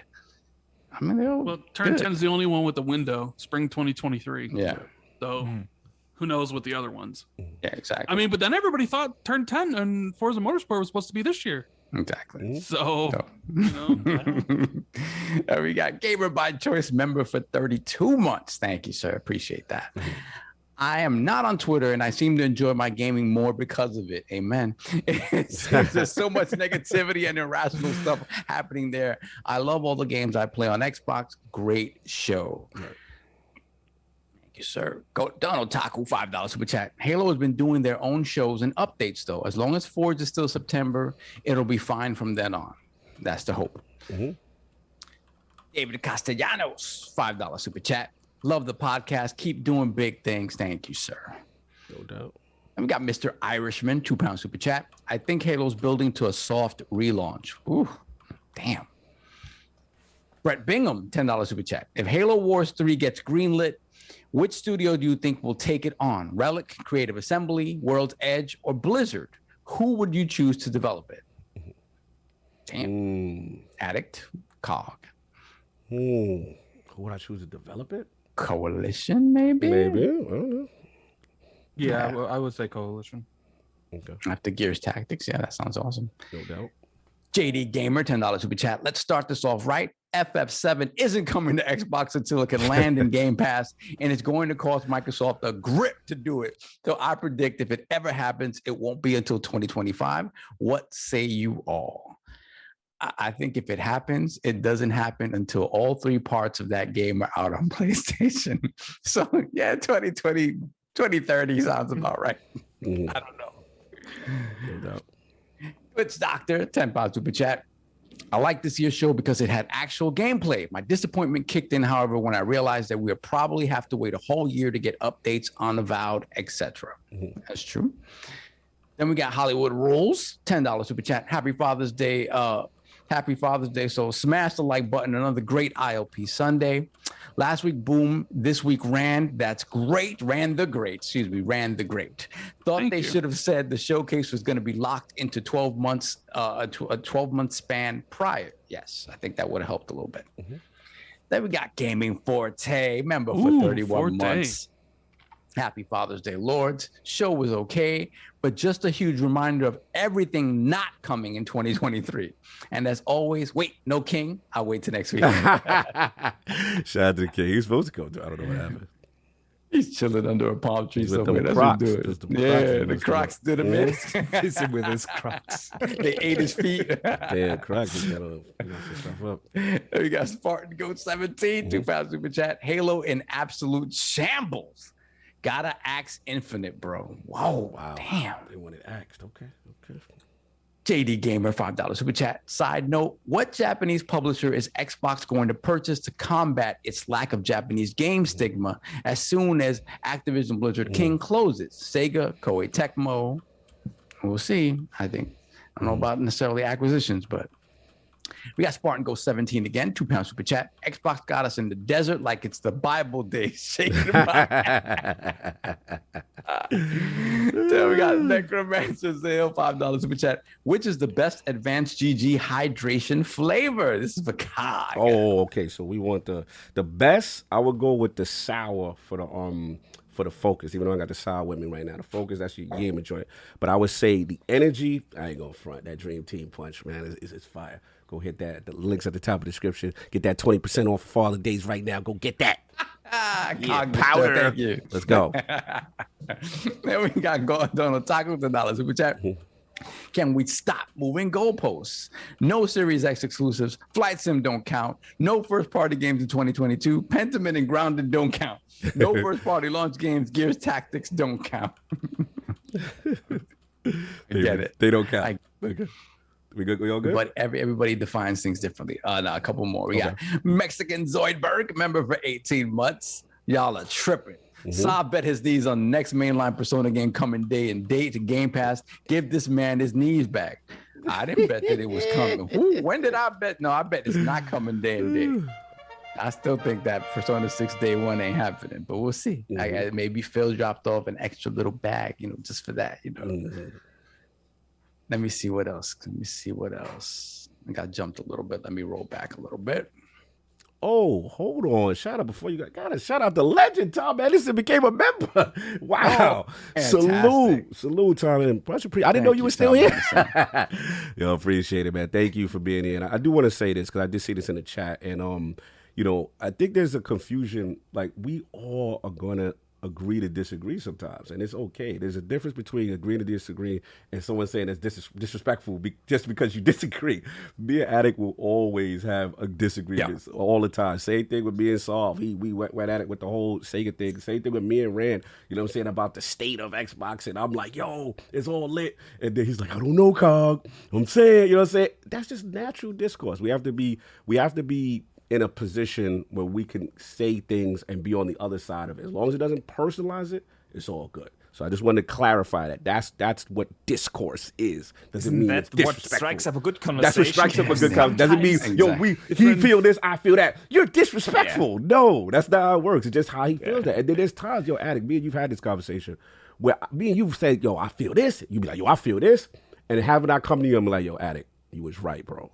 I got that one wrong. And likewise, that's all it is. But I see this thing that if I know it's only if it's me and you. If me and you disagree, they think it's gonna blow up. Yeah, they think it's real. Like, we not gonna talk to each other. Nah, bro, we do this like 5 times a day. This is what me and Attic do. That's why I love them. Like, and it's funny because only you guys that still kind of keep that energy. We gotta anybody who's new to the show. Yeah. This is the energy we have when we were growing up all the time. And this is the light version. Broke up. Bro, They broke up. Exactly. Like, if this is disrespectful, y'all don't want to know what we was doing back in the day. Mind you, to reiterate, when we were 15, fist fights broke out. That's a long time ago. Let's not bring about the past. We've moved forward. I wish Jez was here because Jez thought it was the best Xbox show ever. Exactly. And people be interesting to hear his thoughts about it. And Red, what was your feeling on that? Because I know you were on the opposite side. That's your brother. I knew it was because it's a Blizzard showcase and he's a Blizzard fanboy. Exactly. Right? So it was and he got his Starfield and his Diablo and his Overwatch. Like, of course he was gonna love it. So, it's always a different perspectives are a good thing. It's It's good. sometimes when everybody agrees, it can be a tad bit boring. Exactly. Absolutely. I love it because I love when Addict challenge me. I love when everybody challenge and vice versa. That's what makes us learn and better people. You gotta have that discourse. Let's continue. Spartan Goes 17, £2 super chat. People disappointed because fake insiders keep. Yo, you coming for? I'm just. I mean, I'm not an insider. Tom Henderson Listen, is. we're gonna though. talk about this next topic. Not me. And we got Rob Nadal, $5 super chat. There can still be third-party AAA deals this year, and those of us who waited, Deathloop will still drop. Yeah, more than likely, and there could be other stuff. We talked about what we call Evil West, a possibility. We talked about the possibility of Arkham Knights. So we'll see. Gotham Knights. It's Gotham Knights, not Arkham Knights. I don't want an Arkham Knight game. Let me see what else we have here. Tom Henderson. This is what. Thank you, sir. Put the crust in the chat for Tom Henderson. Then we see. Then we have Lord Metroid, $2 super chat. King playing Skyward Sword in some dark cave at the moment. With the Crocs. Continue. With the Crocs on, exactly. Then we have Lucas Fox, $5 super chat. People forget that Ninja Theory made Hellblade at a AAA quality bar with a team of 15 people. Sleep on Hellblade 2 at your own risk. I mean, nobody's been sleeping on Hellblade 2. It's like this comment came out of the blue, like, stop beefing with Hellblade 2. It's gonna be hot. No doubt. Oh, let me see. That's it. We're caught up. All right, finally, Addict. This is your topic. This is the hot one. What's going on with Final Fantasy, man? Something happened? Was there a show? Yeah, they had pretty much they had their own version where they're going over information on Final Fantasy, and they ended it with the next installment to the Final Fantasy 7 Remake franchise, which is Final Fantasy Rebirth. It's kind of interesting. This wasn't at a Sony show. I felt like this would have been a good Sony show. It's not. It's like Sony's not gonna have a show this year or something. Like, so first off, Crisis Core was announced and it is coming to the Xbox platform. But Rebirth was announced, and not only is Remake not coming, that's not coming either. So it does look like Microsoft is not getting the pretty much any Final Fantasy game besides a PSP game. Getting that Crisis Core. So I wanted you guys' opinion on this because I have my own resolved opinion, but I wanted to see what you guys. You dropped 2 videos about this. You know what I'm saying? In reference to Xbox in Japan. This is a hot one. I want to start with Red Out Thor 19 because he got the whole community in a tizzy. I did not. Red Out Thor 19 is to blame. So let's put him, fans, let's put him in the middle of the lies and slander against my name right now. Red Out Thor 19 come to the front of the congregation. You got the Xbox community. You did state that multiple times. Did he say it was a lock? Addict, did he say it was a lock? I don't think he said it was a loss, but you said it on multiple different occasions. I said it on one occasion, let's sir. For the record you said it on Defining Dude. Yes. You said it on, and he said ILP. Xbox 2. Yes. You didn't say it on Xbox 2? Yes, he did. I did. That's three. So that's more than one. So that's that's when I got slothed. And Idle Sloth put the tweet out. The communities and Red Out Thor said, not only is it coming to Xbox, he said it's day and date and Game Pass. So everybody, they're like, yo, if Red said it, it's going down. So let's go. Red Out in the news is out. Like, where are we at? Just say you misread the paper. You meant to say Persona. Just say you misread the paper. Look, I mean, Rand, I can't see you, but you seem a little shorter than you were a week ago. Oh, his knees. His knees. I didn't bet nobody knees, though. He said it was nobody's knees. Rand understands the concept of knees. Thank you, Rand. I appreciate that. Listen, Let's I don't go. know how many times Yes. I have to say this, but even when I made that prediction, I literally said, this isn't a quote-unquote prediction of mine. I am just doing this for fun. Oh, it was for fun. For fun. Oh, I didn't get that memo. I didn't know. I don't know how many times I had to put it out there. I said, I don't know anything about this show. It was for I don't know funsies. anything. It was supposed to be a bold prediction. Maddie was like, give me a bold prediction. And I was like, all right, Final Fantasy's finally coming. That's Is that true. bold enough for you, right? That's true. So I went with it on Xbox too, because people had listened to Finding Duke, and I'm like, listen, not only is Final Fantasy coming, it's coming in Game Pass, and it's going to stealth launch, which it kind of did on Steam. But I was just like, don't read anything into this, because I just literally made it up on the spot. But of course, people are like, oh my god, you leaked it or whatever, and it's like, listen, that's not true. You know, it's funny is that as soon as I did that, I get a DM from my buddy, and it's like, yeah, you know, good, nice prediction, but you're going to be wrong, because it's not in development for Xbox, and it's only being announced for Steam. So the following week, Attic, if you listened, I walked that prediction back, and I said, listen, it ain't happening. You know, so you know, tell me you don't listen to Xbox 2 without telling me you don't listen to Xbox 2. Oh, I mean, until I'm invited to that show, I'm boycotting. Oh, I like that. Oh, damn. Okay. He ain't get it's like what?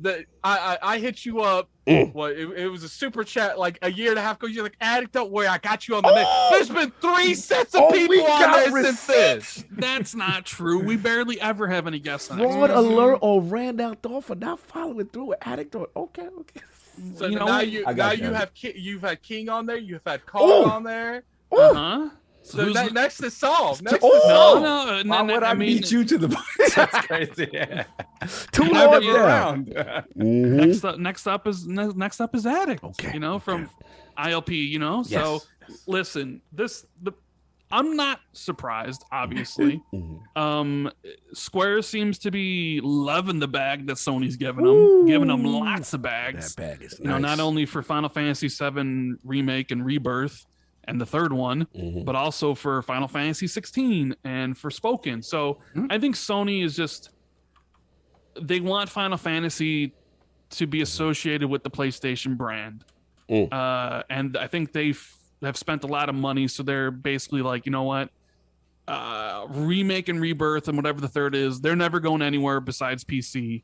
But you can have those little crumbs. You can have Crisis Core. Yeah, that little Crisis Core. Little Crisis You Core. can have the game that also runs on a Switch. You can have that one. You can have Crisis. The prequel to the main game, you can have that. Like, you're not getting the main game. Which, you know, we're finally getting Persona, but then we lose Final Fantasy.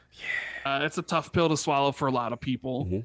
And the thing that really I want to know is where the IGNs of the world at? Where the GameSpots of the world at? You know, when Sony does these deals, nobody says a word.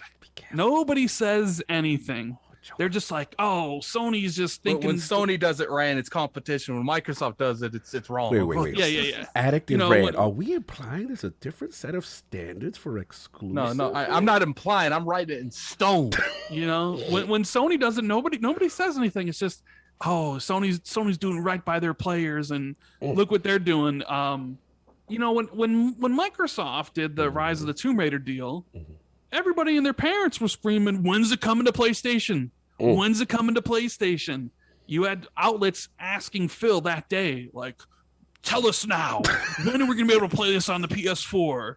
And to the point where SquareEnix had to come out and say something. Then Phil had to like say something. He was like, "Well, obviously, I don't own the Tomb Raider IP, and you know, blah blah blah." But nobody says anything to Square about Final Fantasy. There's crickets. There's silence. So are you implying, Rand, that there needs to be a certain level of questioning to Square on Xbox's behalf as to when the exclusivity deal? I'm just saying, you know, if you're gonna flip your lid over Microsoft doing timed exclusives and demanding to know when it's come to the other platforms, just, you know, I've never seen anybody say anything to Square about it. Like, hey, why isn't Final Fantasy 7 Remake coming to Xbox or the Switch, for that matter? Why? What's up with that? I'm gonna tell you this right now, and I don't think I'm gonna be honest. I don't think the bag that Sony's giving Square Enix for FF7 is as big as people think. I think straight up, I think it's a loyalty thing. You have to understand, the deal between Square Enix and PlayStation at the start of the PS1 generation, tremendous. that was a paradigm shifting deal. Yes. And to this day is paying dividends. Yes. There is a loyalty there that no amount of money, when it comes specifically to this series, I think is really going to break. So when it comes to that, I think Square Enix is willing to make those concessions when it comes to PlayStation. Yeah, are they giving them a bag? Sure. Is it as big as we think it is to be able to keep it away from the other consoles? I don't think so. I'm going to be very honest. That these Japanese executives are very much about loyalty and stuff like that, and these companies are very much sort of based in that Japanese tradition. When you look at what Square Enix has been doing lately, trimming the fat and getting rid of their Western studios, that's grooming themselves to be purchased, not by anybody. It's grooming themselves to make them more palatable to PlayStation. You think that could be going down? 100% my feeling. So when it comes to FF7, Nostradamus with another one. Yeah, I think the conversations around FF7, you have to look at it through the lens of FF7, specifically that game, and in turn the entire series has become something that I think they're willing to make concessions on PlayStation's behalf for. So I think that's just it. PlayStation, they know that is the one franchise they have above all the others that really stands out above and beyond. It is many people associated with PlayStation. And, even if you have that huge pedigree it had on Nintendo before that, I think it just doesn't matter. Shout out to the cops. Shout out to the cops. Yeah, upset. Every time when I'm talking. Yeah. But I think that's it. I just think we have to start getting used to the fact that by the time, if there is a chance this particular game comes to Xbox in any way, shape, or form, it'll be when all three parts have already come out, maybe on PlayStation and PC. Maybe there's a slim chance that maybe when Rebirth comes out, you can get part 1 of Remake. You think they're gonna get them the old? You finally get the first one. But again, if that exclusivity is however long, it may be a moot point, because by that time, then a purchase may go down. So you may not ever see it on Xbox. So I just think there's a realities we need to look at, and I really do think that when you look at the relationship with Square Enix and PlayStation, particularly in regards to Final Fantasy, there's a loyalty there that I don't think an Xbox bag can break. Interesting. Yeah. Rand, I'm sorry if you finish your thought, and then I'll get Have your crumbs. Here's Crisis Core. Go ahead. Eat it. Enjoy it, Xbox fans. You get Crisis Core. It could be the last thing you get. It could be, because it seems all their games are timed exclusive to the PS5. But you can make the argument that Saw makes a good point about maybe making themselves more attractive to Sony for a buyout, because if you actually want to grow Final Fantasy and make it into a bigger franchise, this is the exact opposite of what you want to do. Right. Like, you would want to put it everywhere as possible. I mean, like Switch, in Japan, Switch is dominating literally everything, and it's not even there. So clearly this is a financial thing between Sony and Square Enix. I think so too. I believe they're I honestly think they're harming the growth of the Final Fantasy You're franchise. gonna like the poll question. Continue. Go ahead. I'm done. No, this is a spicy one. Boxenberg, I see you chomping at the bit. What is your thoughts, man? That trailer went down. The Final Fantasy 7 Remake Rebirth, and at the end there was one logo. Crisis. What's going on? I agree with Rand here. I also think it's a money thing. Someone in the show said it earlier.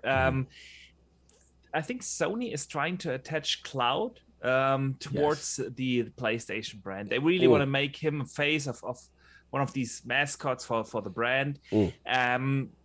Otherwise, I don't know why Square would do that if it's not really for money, and the motive behind Sony is obvious.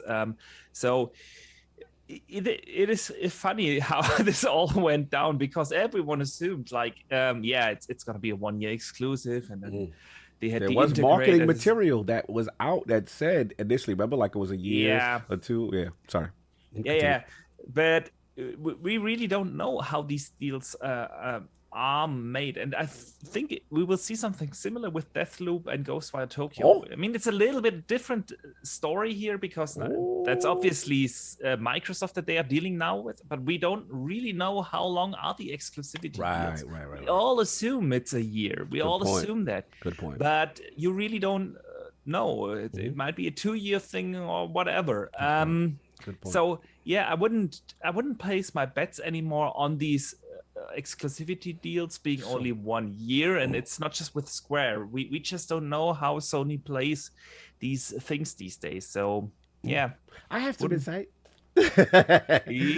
Oh no, I mean, I'm sorry if you wasn't finished. no, please then tell us. No, the I was insight. just, again, an addict can relate to this. Yeah. As we're Destiny fans, and I know it's not a one-to-one relationship, but welcome everyone to the suffering. If you're on the platform that is being pushed out, right? And what I mean by that is, look, first of all, for the record, I don't have a problem with this. I've said this multiple times, so before the chat come at me, I don't have a problem with Sony dropping the bag and saying, yo, that's us. To me, that's part of the game. If Xbox is going to come out here with Game Pass, right, and put first-party, day-and-date, and third-party games on it, specifically third-party stuff, right? You know what I'm saying? Let's be honest. That devalues PlayStation's version of it. You know what I'm saying? Because at the end of the day, if MLB The Show is on Game Pass, you know what I'm saying, the consumer that is aware is going to be like, well, I'm going to go over there, provided they have the console. So it's the same thing, Outriders and so on and so forth. So to me, I've always said this is my prediction at the start of this generation. I said Sony's not going to take this lying down with this Game Pass thing. They running around snatching up all these big games and associating it with this service. How you do that is exclusive content. And you say, okay, I'm going to say Final Fantasy VII Remake is associated with the PlayStation brand. Now, we did see marketing material earlier that said, you know, at 2020, you know, it's going to be like a year out. So I understand Xbox. I empathize with the Xbox fan in the sense that there was an expectation that after a year, because there was material that said it, you know, like 1 year, it ends. So Xbox fans are like, cool, I'll wait, it'll come. And this is why I said welcome to our pain as Destiny fans, because this is what used to happen to Destiny fans with PlayStation exclusive content, with the Activision deal, and so on and so forth. We had Hoglaw on, and he said specifically, these deals can be extended, especially if they see value. So in my opinion, that's what happened. Sony's like, oh, no. This right here is associated with, we want to continue this relationship and secretly extend it. And unfortunately to the gamer, he's not made aware. He's thinking the year's up. Here it comes. And then it's like, oh, yo, Crickets, mad crickets. What's up? Like, now you going on to part 2 and we still ain't got it. So this is what I think. You know, there is a chance, this is my feeling, there is a chance that it comes. But if it comes, in my opinion, it'll be after all 3 games come out, and potentially like the collector's combined edition. And again, it's up to Sony with this contract. And I do agree with Solve on some level. There is a loyalty specifically with this franchise. To me, Final Fantasy VII is part of what gave PlayStation its identity and separating from Nintendo with the creation of the PlayStation system. Final Fantasy VII is literally one of the games that put JRPGs in the map. I'm sorry, Saul. Final Fantasy VII is the game. It is a more important game than 6. Thank you. 100%. That's all I'm saying. So for me, they realize that, and it's like, yo, we are going to lock this in. You know, the other thing I thought was interesting is that in Xbox's defense, because this is my thing, and for Xbox fans who are frustrated, I can't blame Xbox. Like, I know they're trying to get this game. You can't tell me that if there was a specific bag with the finances and resources that Microsoft have, they wouldn't do it. They wouldn't have done it, especially how hard they went for Persona just recently, right? And Adele. So it's clearly something that they can't do anything about. And also, Final Fantasy VII in itself, the base form addict, right? The old school joint is on Xbox. The original Final Fantasy VII that PlayStation fans got on the PS1 is on Xbox. So I just think this is how they going to play. I know people don't like it, but that's the game. They want you like, yo, to go get it. That's why I'm like, yo, I'm not waiting. I'm getting it over there because I don't know how this, because I felt that Destiny exclusivity secret energy. I felt it. And I was like, me and Ad, we was like, yo, we doing that joint over there, and we did what we did. But yeah, that's what it is. You know what I'm saying? At the end of the day, you know, it's going to be a situation that I think if it does ever come, it'll be at the end, and that's the hope. That's the hope. I'm not sure. So if you really like the game, in my opinion, go get it. You know what I'm saying? It's over on PlayStation. If you don't want to play over there, that's on you. But Addict, that's your joint. That's your topic. Any other final things you want to say?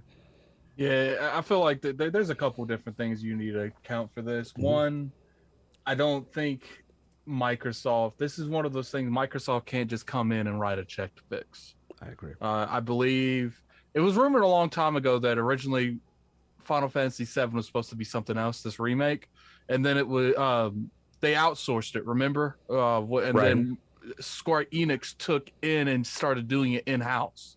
Right.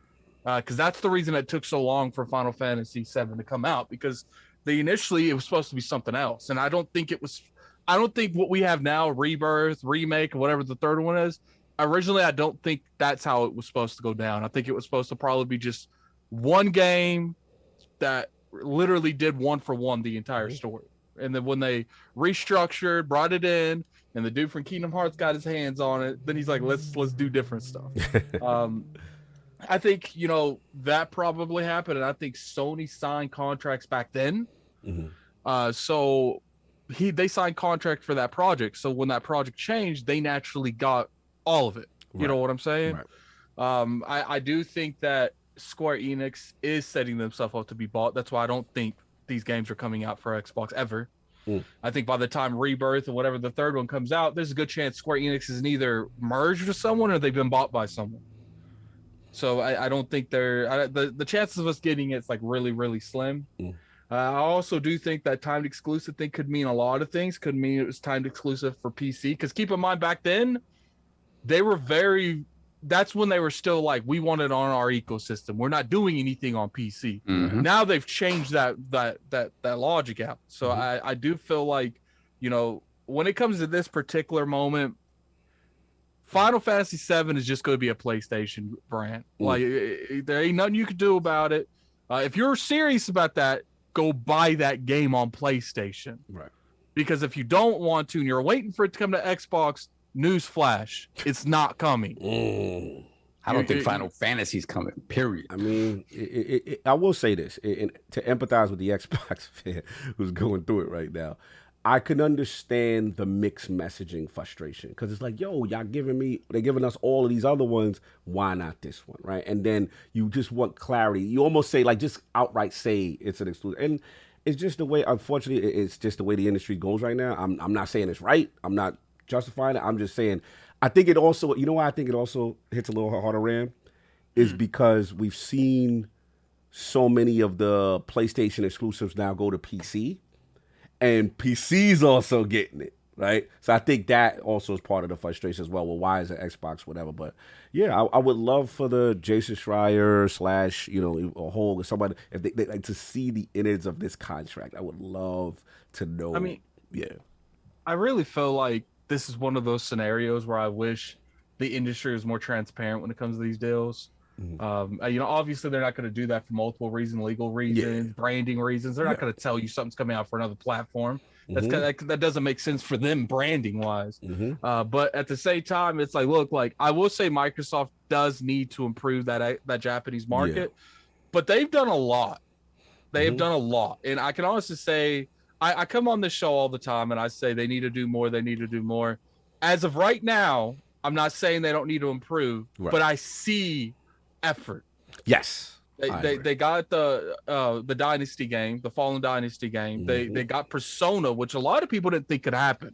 Like literally never happened. I'll be honest, it was looking spooky for me too. Like, I'm not gonna sit there and act like I wasn't scared. Like yo, Atlas look like they doing their own thing. And so I've had valid points and I had nothing to defend it. Like, so I was just like, man, they need to get over there. But continue. They got the Kingdom Hearts games. They got the Final Fantasy games. Sure, they're missing these newer ones, and that's the ones people want to play. Sure, we're not getting 16, but I feel like it was 7 in particular. Sony came in years ago and swooped these titles. There's nothing Xbox can do for the foreseeable future. Now maybe 16 and then come out, but I remember directly, and correct me if I'm wrong, Rand, but a couple of years ago, Didn't Phil Spencer come out? I think it was like at an XO or something and say, "Look, I can't give street dates, but we are working with Square Enix to bring 14 to the Xbox platform." Yeah, there was interviews about that, but they've actually asked. People have asked Square about that, and their response is that they just don't have the developers able to make to make an Xbox version of Final Fantasy 14. So I don't believe that. I mean, instead of saying nothing, they've actually come out and said they just don't have the manpower to make an Xbox version right now. I personally feel like Sony has done stuff behind closed doors. I think that might not be money, like Solve said. I do think a lot of this has to do with money in terms of like Final Fantasy 7, but I do think that Square Enix might be doing a lot of stuff out of faith for Sony because they want to be sold to Sony. And they feel like the more they scratch Sony's back, they make themselves more appealing by selling the Western divisions, that Sony eventually will be like, okay, let's do this. And I think that's the goal. I think the goal is, even if it would not surprise me if some of these games don't even have deals. They're just trying to make themselves more appealing to Sony. Because let's be real here. If you take Square Enix out of PlayStation's stable, they're hurting. They've done a lot for Sony. There's definitely so it's like, you know, PlayStation and Square Enix is probably the closest I've seen them be in decades. Yeah, it's going to be interesting to monitor. I will say, to Saul's point, if it does happen, and they, like I said, they slimmed themselves down for acquisition, you heard it here first. So it's the Addict said Kingdom Hearts, but you know, what's the chance Kingdom Hearts is going to be exclusive? Addict, I defer to Addict on that. I mean, Kingdom Hearts 4. I mean, it just got announced. I don't think they actually come out and said platforms. Like they haven't. Yeah, that's why, you know, I'm giving Microsoft a little bit more of like kind of like a pat on the back. Really, it's like you're doing what you can over there. But what's really going to determine if they're doing good in Japan or not is where's Dragon Quest going to be? Is that going to be an exclusive to PlayStation? Persona 6. You got the other ones. There's no excuse not to have 6. That's the thing. Where's the future iterations of Final Fantasy that's not 16 and 7? And not to interrupt you, that's what my prediction is. My prediction is that's why when we talked about the showcase, I feel that even though some people feel overall it wasn't like a 9 out of 10 for them, but I think the impact of the Japanese games, I think what they're trying to do is set the precedent that from this point forward, none of the newer stuff is going to get missed. That's just my guess. I have no inside information. We'll see if I'm right on that.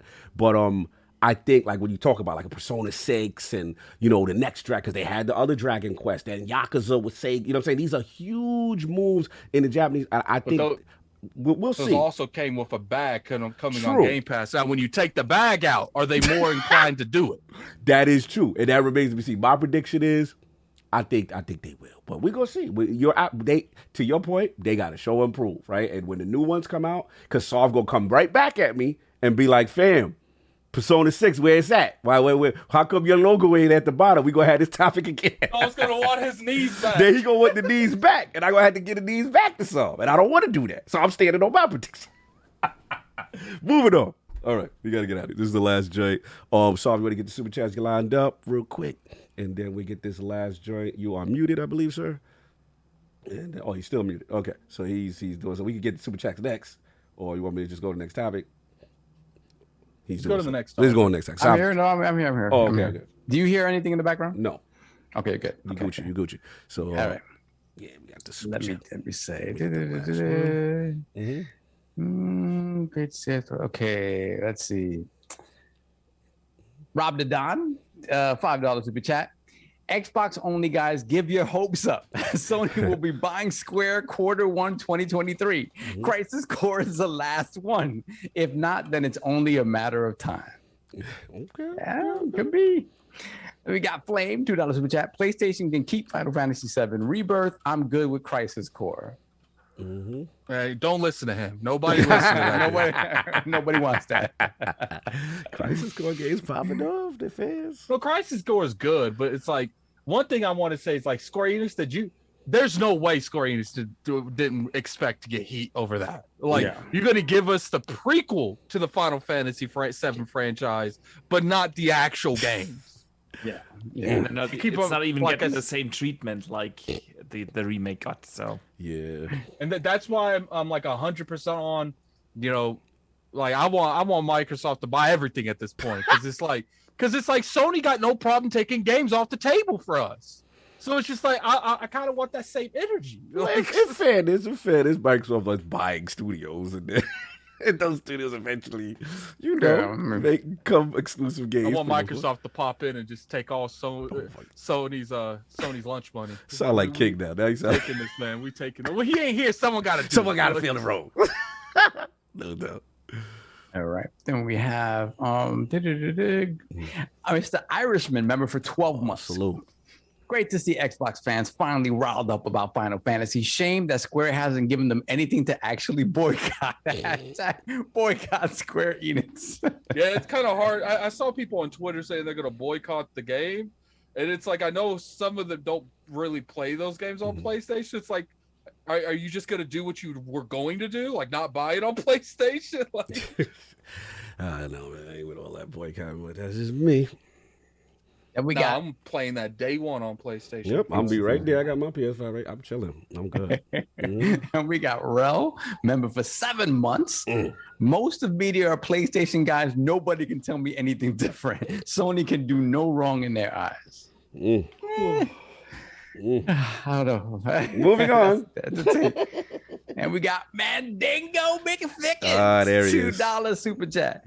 If PC can break that bag, so can Microsoft. Hashtag FF7. I see PC didn't break the bag. This is PlayStation, like Addict said, just adding the PC to their ecosystem. They finally, no more walled garden. PC is part of our ecosystem now. So.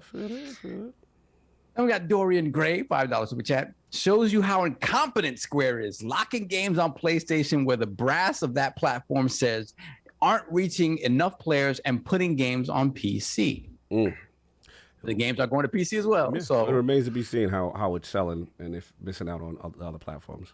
Yeah. And we got Rob the Don, $5 super chat. I'm with Saab, loyalty over money.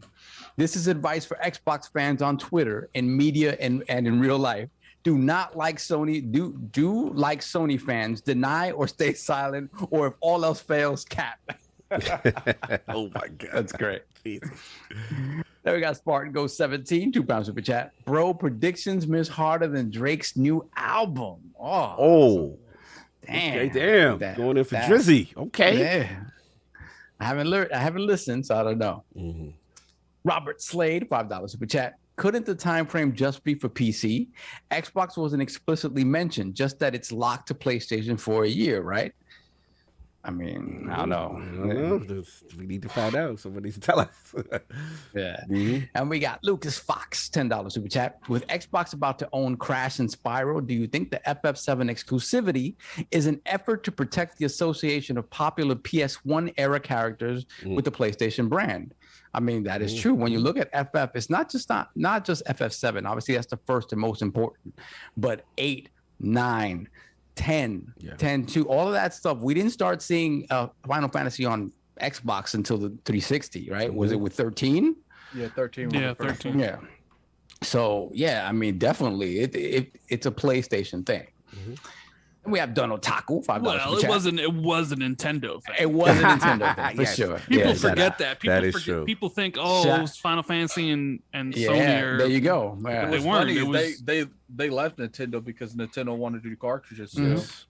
Shout out to the N64 cartridges. Yes, that was the deal. Historic. Don Otaku, $5 per chat. If Kingdom Hearts 4 was exclusive, it would have been announced as such. I said the same thing about Street Fighter 6, and look what happened. Yeah, Street Fighter 6 is everywhere. Yeah. All right. Then we have Edward Walton, $5 super chat. Are we also not looking at the relationship that Microsoft has a fairly good relationship with Sega, Atlus's parent company? Yes, Phantasy Star is exclusive. Is it? I mean, Phantasy Star Phantasy Star so far, the Phantasy Star Online, Online 2, whatever. That's a new game essentially, and they didn't really market it as such, but it is new. Yeah, it's exclusive so far. Nobody else is I don't know how it's doing though, to be honest. It kind of came and went. I didn't see too many people talking about it. Okay. Then we have Jeffrey Rivers. Hold on, I gotta jump. Damn it. Jeffrey Rivers in the building. $5 super chat. Haven't heard anyone on the Xbox side explain the SIE FF deal like that before, and I think that's exactly what it is. SIE and FF are associated together. Yeah, I think. FF7 leaving Nintendo and going to PlayStation in a lot of ways, like Cog said, that brought JRPGs to the mainstream in a way that had never happened. So it's huge.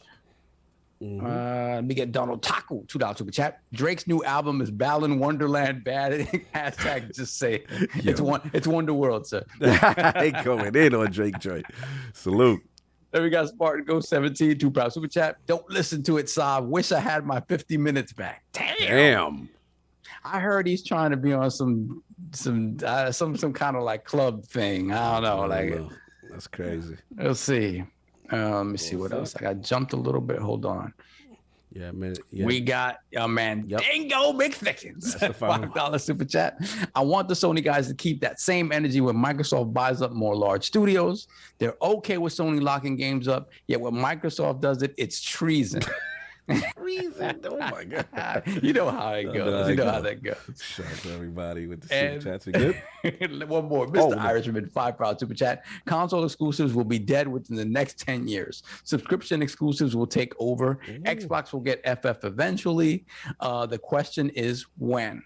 Yeah. We shall see. Yep, we'll see. We'll see what's going on. Sony sells PlayStation to Microsoft. Oh, you better hope for the trilogy complete super deluxe edition with all of them, rebirth, remake, whatever.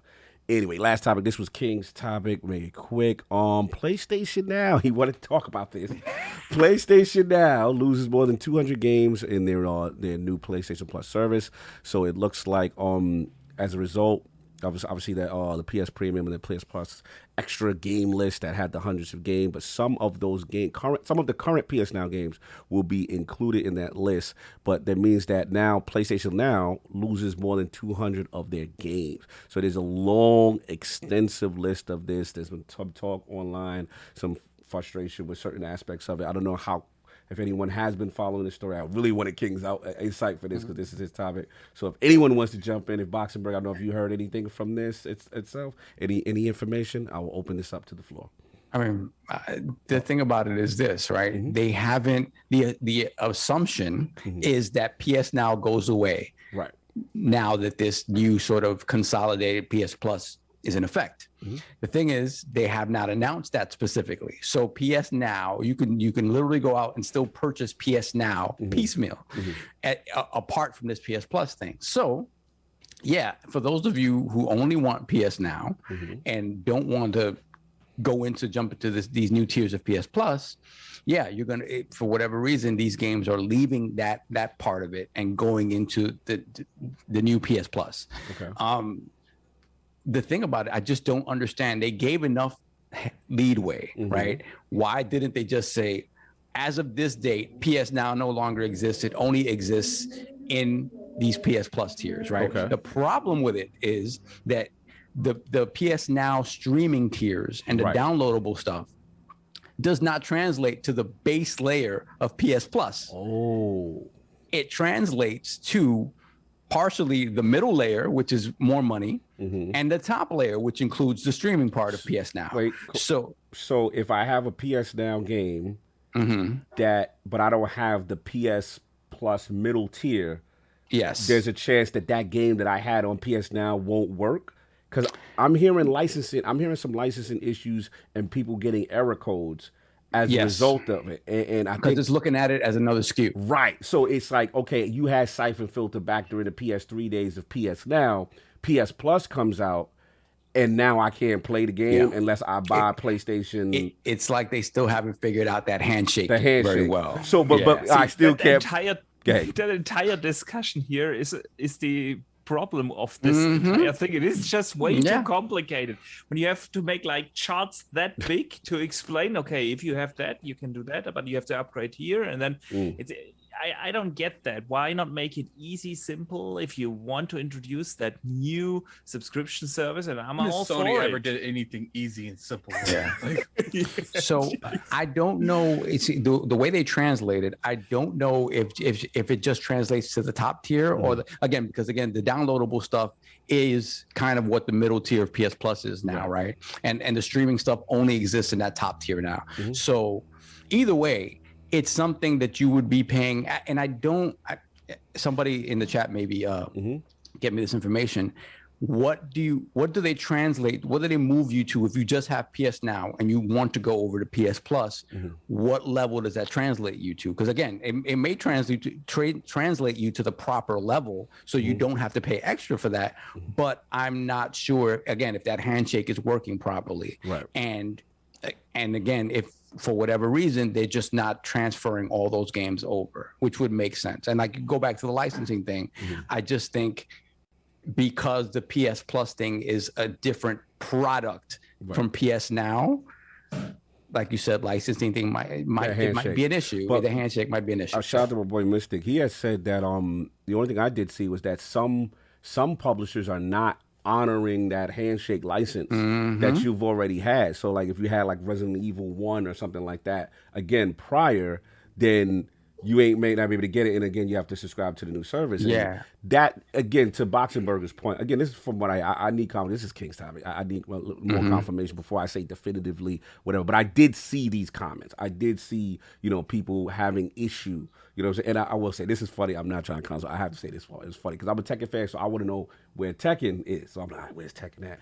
Well, Tekken is in the Tekken was never sort of re-released for the PS4. Right. So that's in the top tier. You mean Tekken 2? Tekken 2. Yeah, Tekken 2 is in the top tier. There was a minute, I don't know what happened with the handshake. This part is funny. I have to say. Like, Tekken 2 at one point this week, whatever, was for $10,000. Yeah. I was like, so people was like, yo, what the hell? PlayStation, why is this 10 grand? I thought that was funny. I have to admit. Now, clearly it must have been corrected, but there's a handshake issue going on. Yeah, I think the same happened with Ape Escape. Ape Escape was like $10,000 or something. But how did they get to that price? I don't know. How did that happen? That's what I was growing pains. I get the growing pains stuff, but again, it's like, why are you coming in this hot? Just delay the service until you have it more set in stone. Like, so I guess they're gonna handle their bumps kind of along the way and fix it along the way. Right. The top tier when it comes to classic games is sparse to say the least. Yeah. There is some stuff that has trophy support, which is cool. I did not really expect that.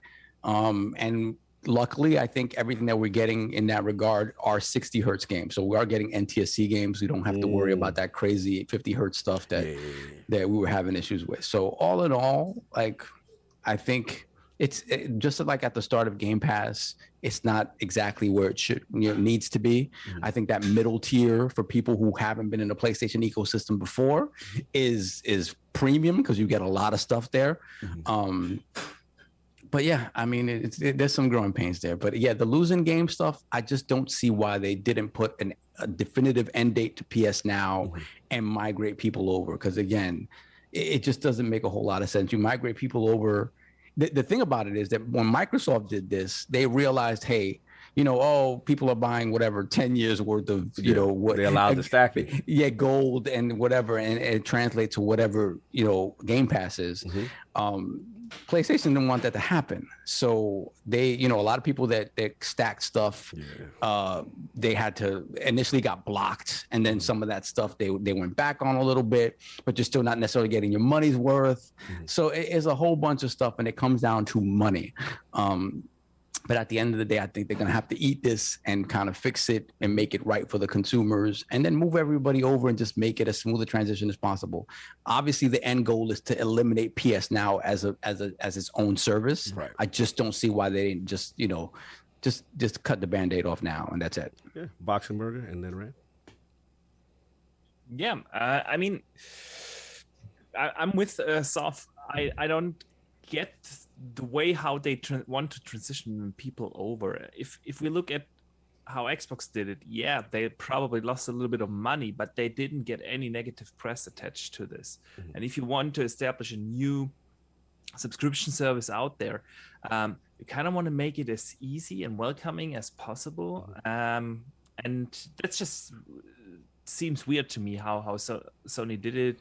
They didn't allow for the purchasing of the PSPLus subscriptions now for 3 months or so, so that people can stack and stuff like that.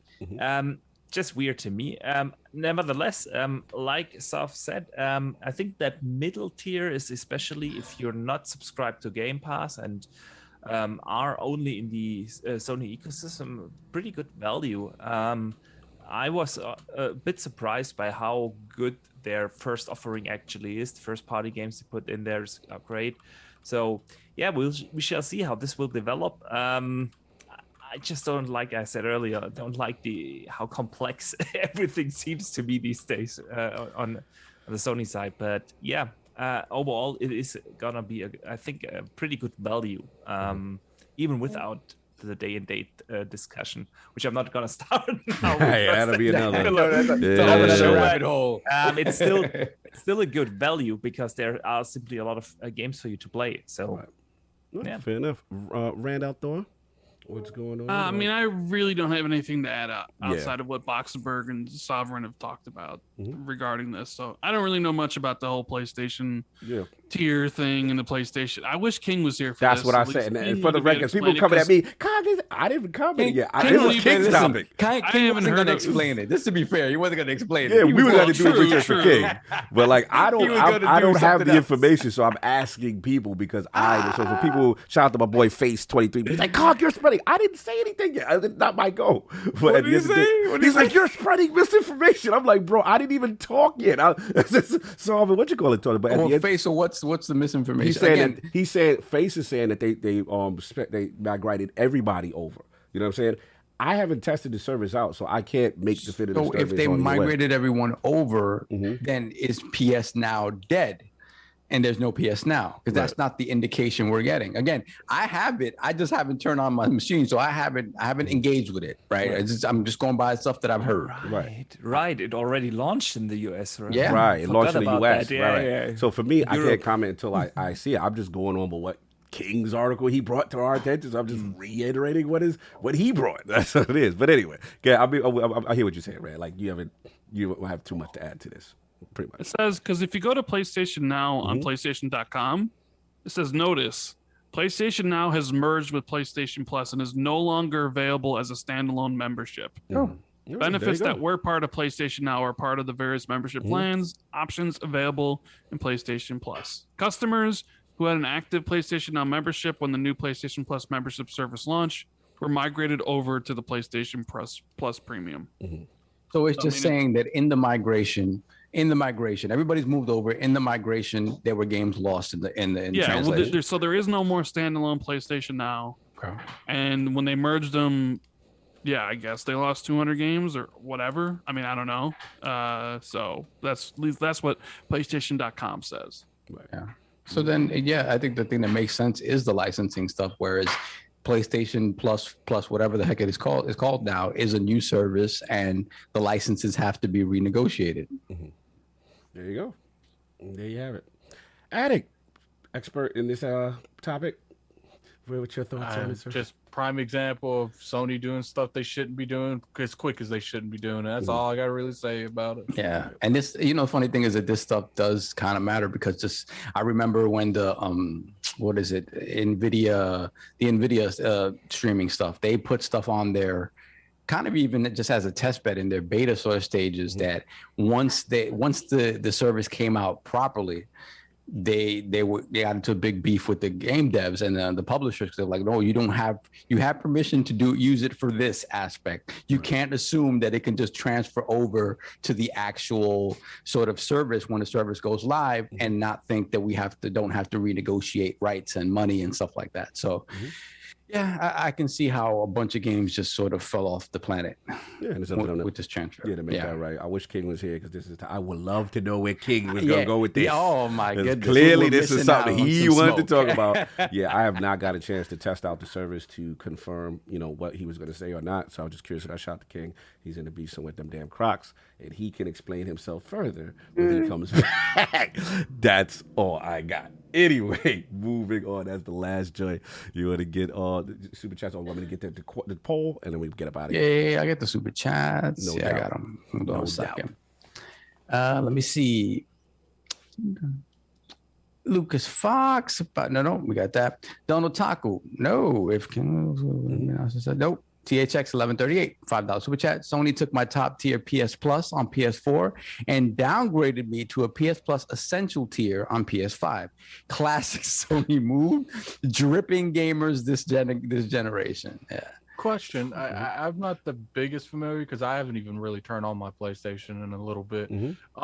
Is what's going on with what's what I'm looking for? What's up?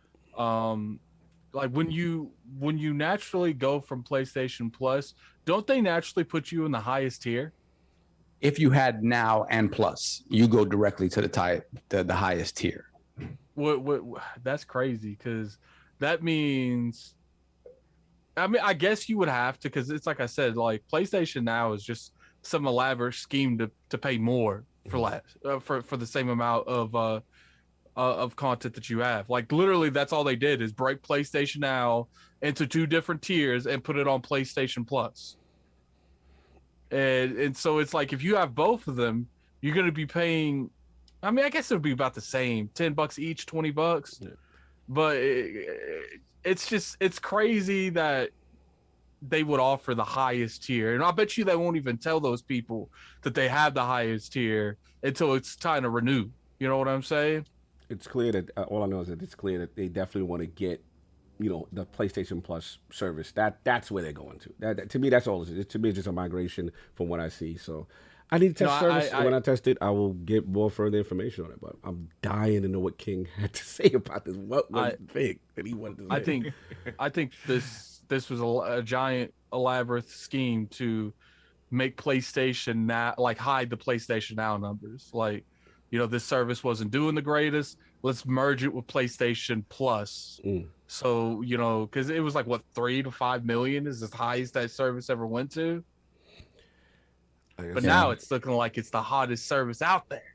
Well, yeah. What I'm hearing, though, is that the streaming stuff is actually working better as well. So I don't know if they, behind the scenes, they did do that sort of migration, started using more of the Azure stuff because as it stood, like it's still, PS Now on its own, whenever I tried it, just did not run well with the gigabit connection. To me, it's just as simple as combining two services, consolidation. That to me is what it is. And if you have one service that's doing well, and then you have another service that may not have been, doing as well, you combine them. Now they're trying to offer value and then produce the tiers. The key is going to be, what the back compat stuff gets straightened out, the licensing stuff gets straightened out. They continue to bring good value to it. We do know they're doing day and date. Not day and date, but they're doing it seems like a year out after some of the exclusives are coming in there. You know what I mean? We've seen return on all the stuff. I thought that's good. I thought that's good value. You know what I mean? So it's up to them. I think they're not ever going to be on the day and date train right now. Who knows if that changes, but right now this model works for them. Yeah, so but they are doing second party, third party deals. Stray's going to be in there day one.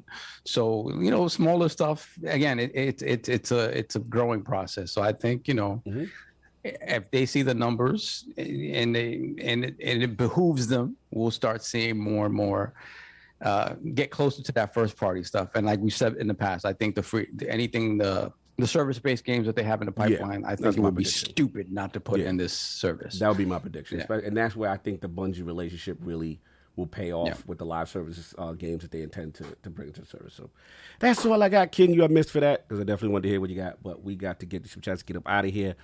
Ready to roll? Good. No, that was the last one. All right, cool. I'll do the poll with the Final Fantasy VII 25th anniversary event showcasing Final Fantasy VII Rebirth as a PlayStation 5 exclusive. Do you think it's fair that Xbox is missing out on this title? The choices are A, yes, secretly extended exclusivity deals just to gatekeep the game off Xbox is unfair to Xbox fans and the overall success of the game. B, no, exclusives bring identity to each platform. If you truly care about the game, buy the game where the platform exists. Or C, I don't care. Y'all better keep that same energy if it's a game y'all care about. Shout out to all the people in the forward's gonna go up. Shout out to Randall Thor 19, the man with the million pulling up for the aftermath show. Boxing Burger, Jazz Corden, the whole crew pulling up. Let's start with you, Rand. An absolute pleasure to be in the realm once again. What you got going on? Where can they find you, sir? Yeah, it's always. Wait, am I muted? No, I'm not. No, you good. You good. Okay, I'm good. We hear everything. I wasn't sure. Okay. Yeah, you sure? You sure, Attic? Everything. As King would say. As King don't want to hear everything. King would be like, your nipples out or whatever. Last time. Yes. Yeah. Thanks for having me on again. It's always amazing to come on into the realm of the lords to talk about all the important topics of the day. Yes. Yeah, you know where you can find me. YouTube.com/RandallThor19. Videos and Xbox 2 with Jez Corden. Usually Fridays, sometimes Saturdays. Sometimes Sundays. Sometimes Well, I don't think we've ever done Sunday. To be fair, we've never done Sunday. We have done Monday a couple times, but yeah, we did Monday this past week because we had to talk about the showcase. So thank you guys for having me. It's always a blast, and never believe me when I talk about my predictions, I guess, ever again.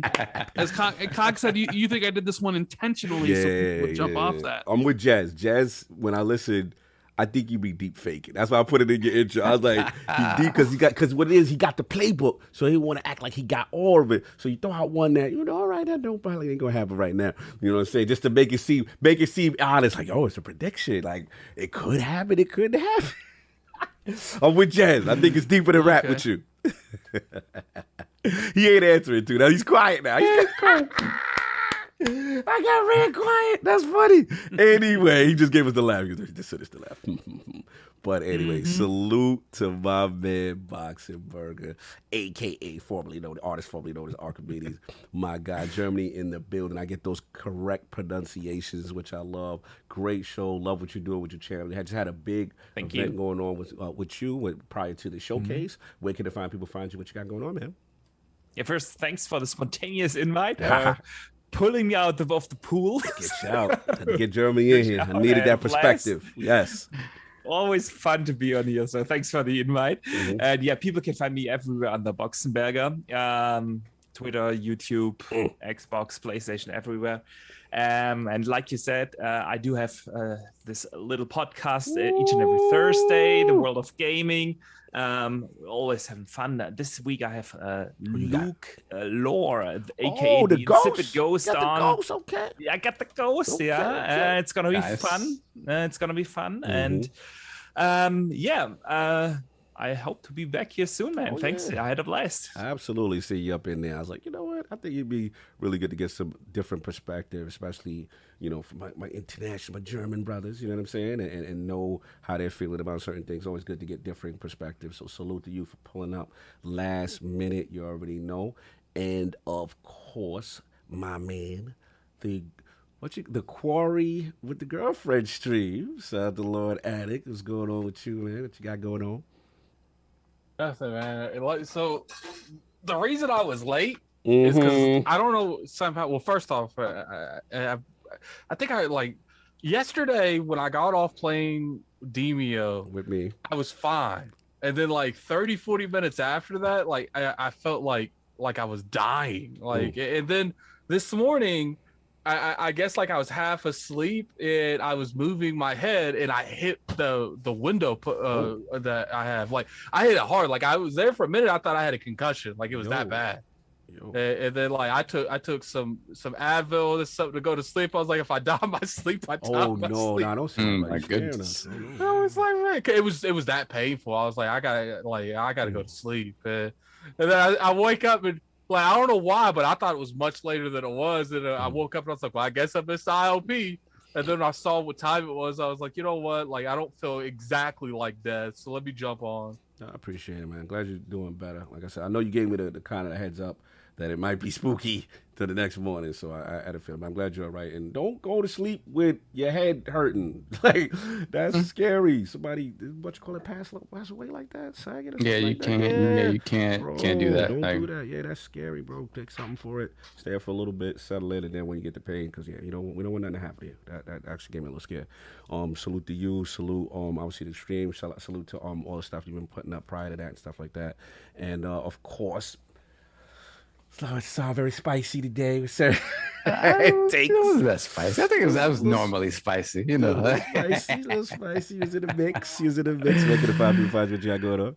No doubt. Big shout out to Rand and Boxenberger for coming through. Chilling. What am I doing? Oh, so I will be on vacation next week. Yes. So I will not be around. So it could be.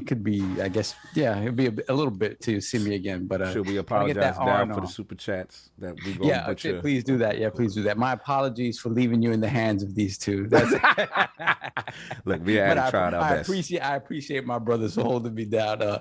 But yeah, I need the R&R. I'm so happy King is finally taking his R&R. Yeah, we're happy for King taking it. Yeah. So yeah, man, it just sometimes you just got to disconnect, and I have been way too connected. So I'm glad to be able to get some rest. Beyond that, so yeah, happy Father's Day to everybody. I'm gonna go hang out with my dad a little bit after I record this Lord's Minute with Lady Lyric. Yeah, Papa Sav. I'm gonna go see him for a little bit. And tomorrow I'll be taking him to see the second best baseball team in New York City. You mean the Yankees? Y'all gonna see?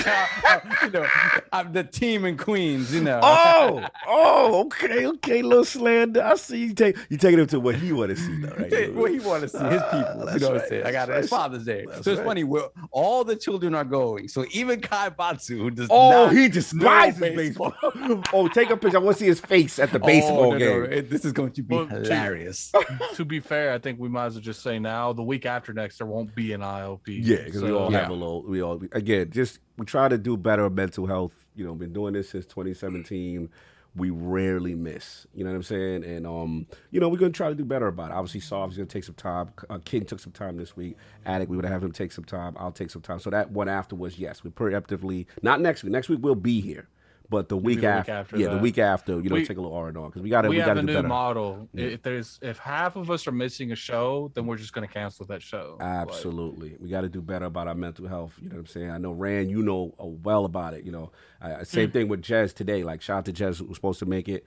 He was going to come on. Jez was going to come. We're going back and forth, and I was just like, nah, brother. I'd rather you rest. He had like a migraine, and he's going through it. Let's rest. We'll be here, man. So it's all good. But we're still going to give y'all something, Attic. Meaning, right? We still talked about giving us something on the Lord's Day. So it's not like you're going to leave with absolutely nothing. But we wanted to just be clear about that.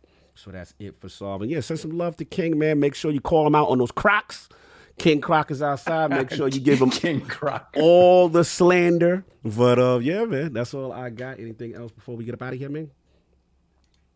No, right. That's about it. That's about it. Yo, everybody enjoy your Sunday. We catch you. Happy Father's Day. Salute to the fathers out there. Much love in the realm. And we are out of here. Peace.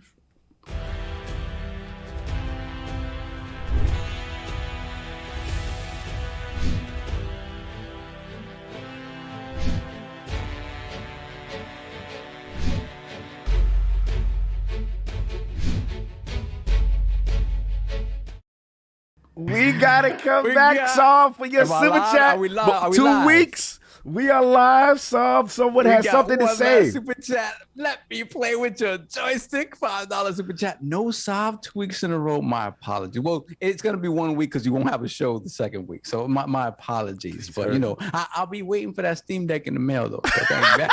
me and I don't like his icon for you though. His icon, he's doing too much. It's Kirby Big Mouth mode. Yeah. Me and King will still be around that week. Me and King might stream a game or something if he wants to do it. All right, no doubt. See, we gave Let Me Play With Your Joystick his bars for Saul. And on that note, we really out. Peace.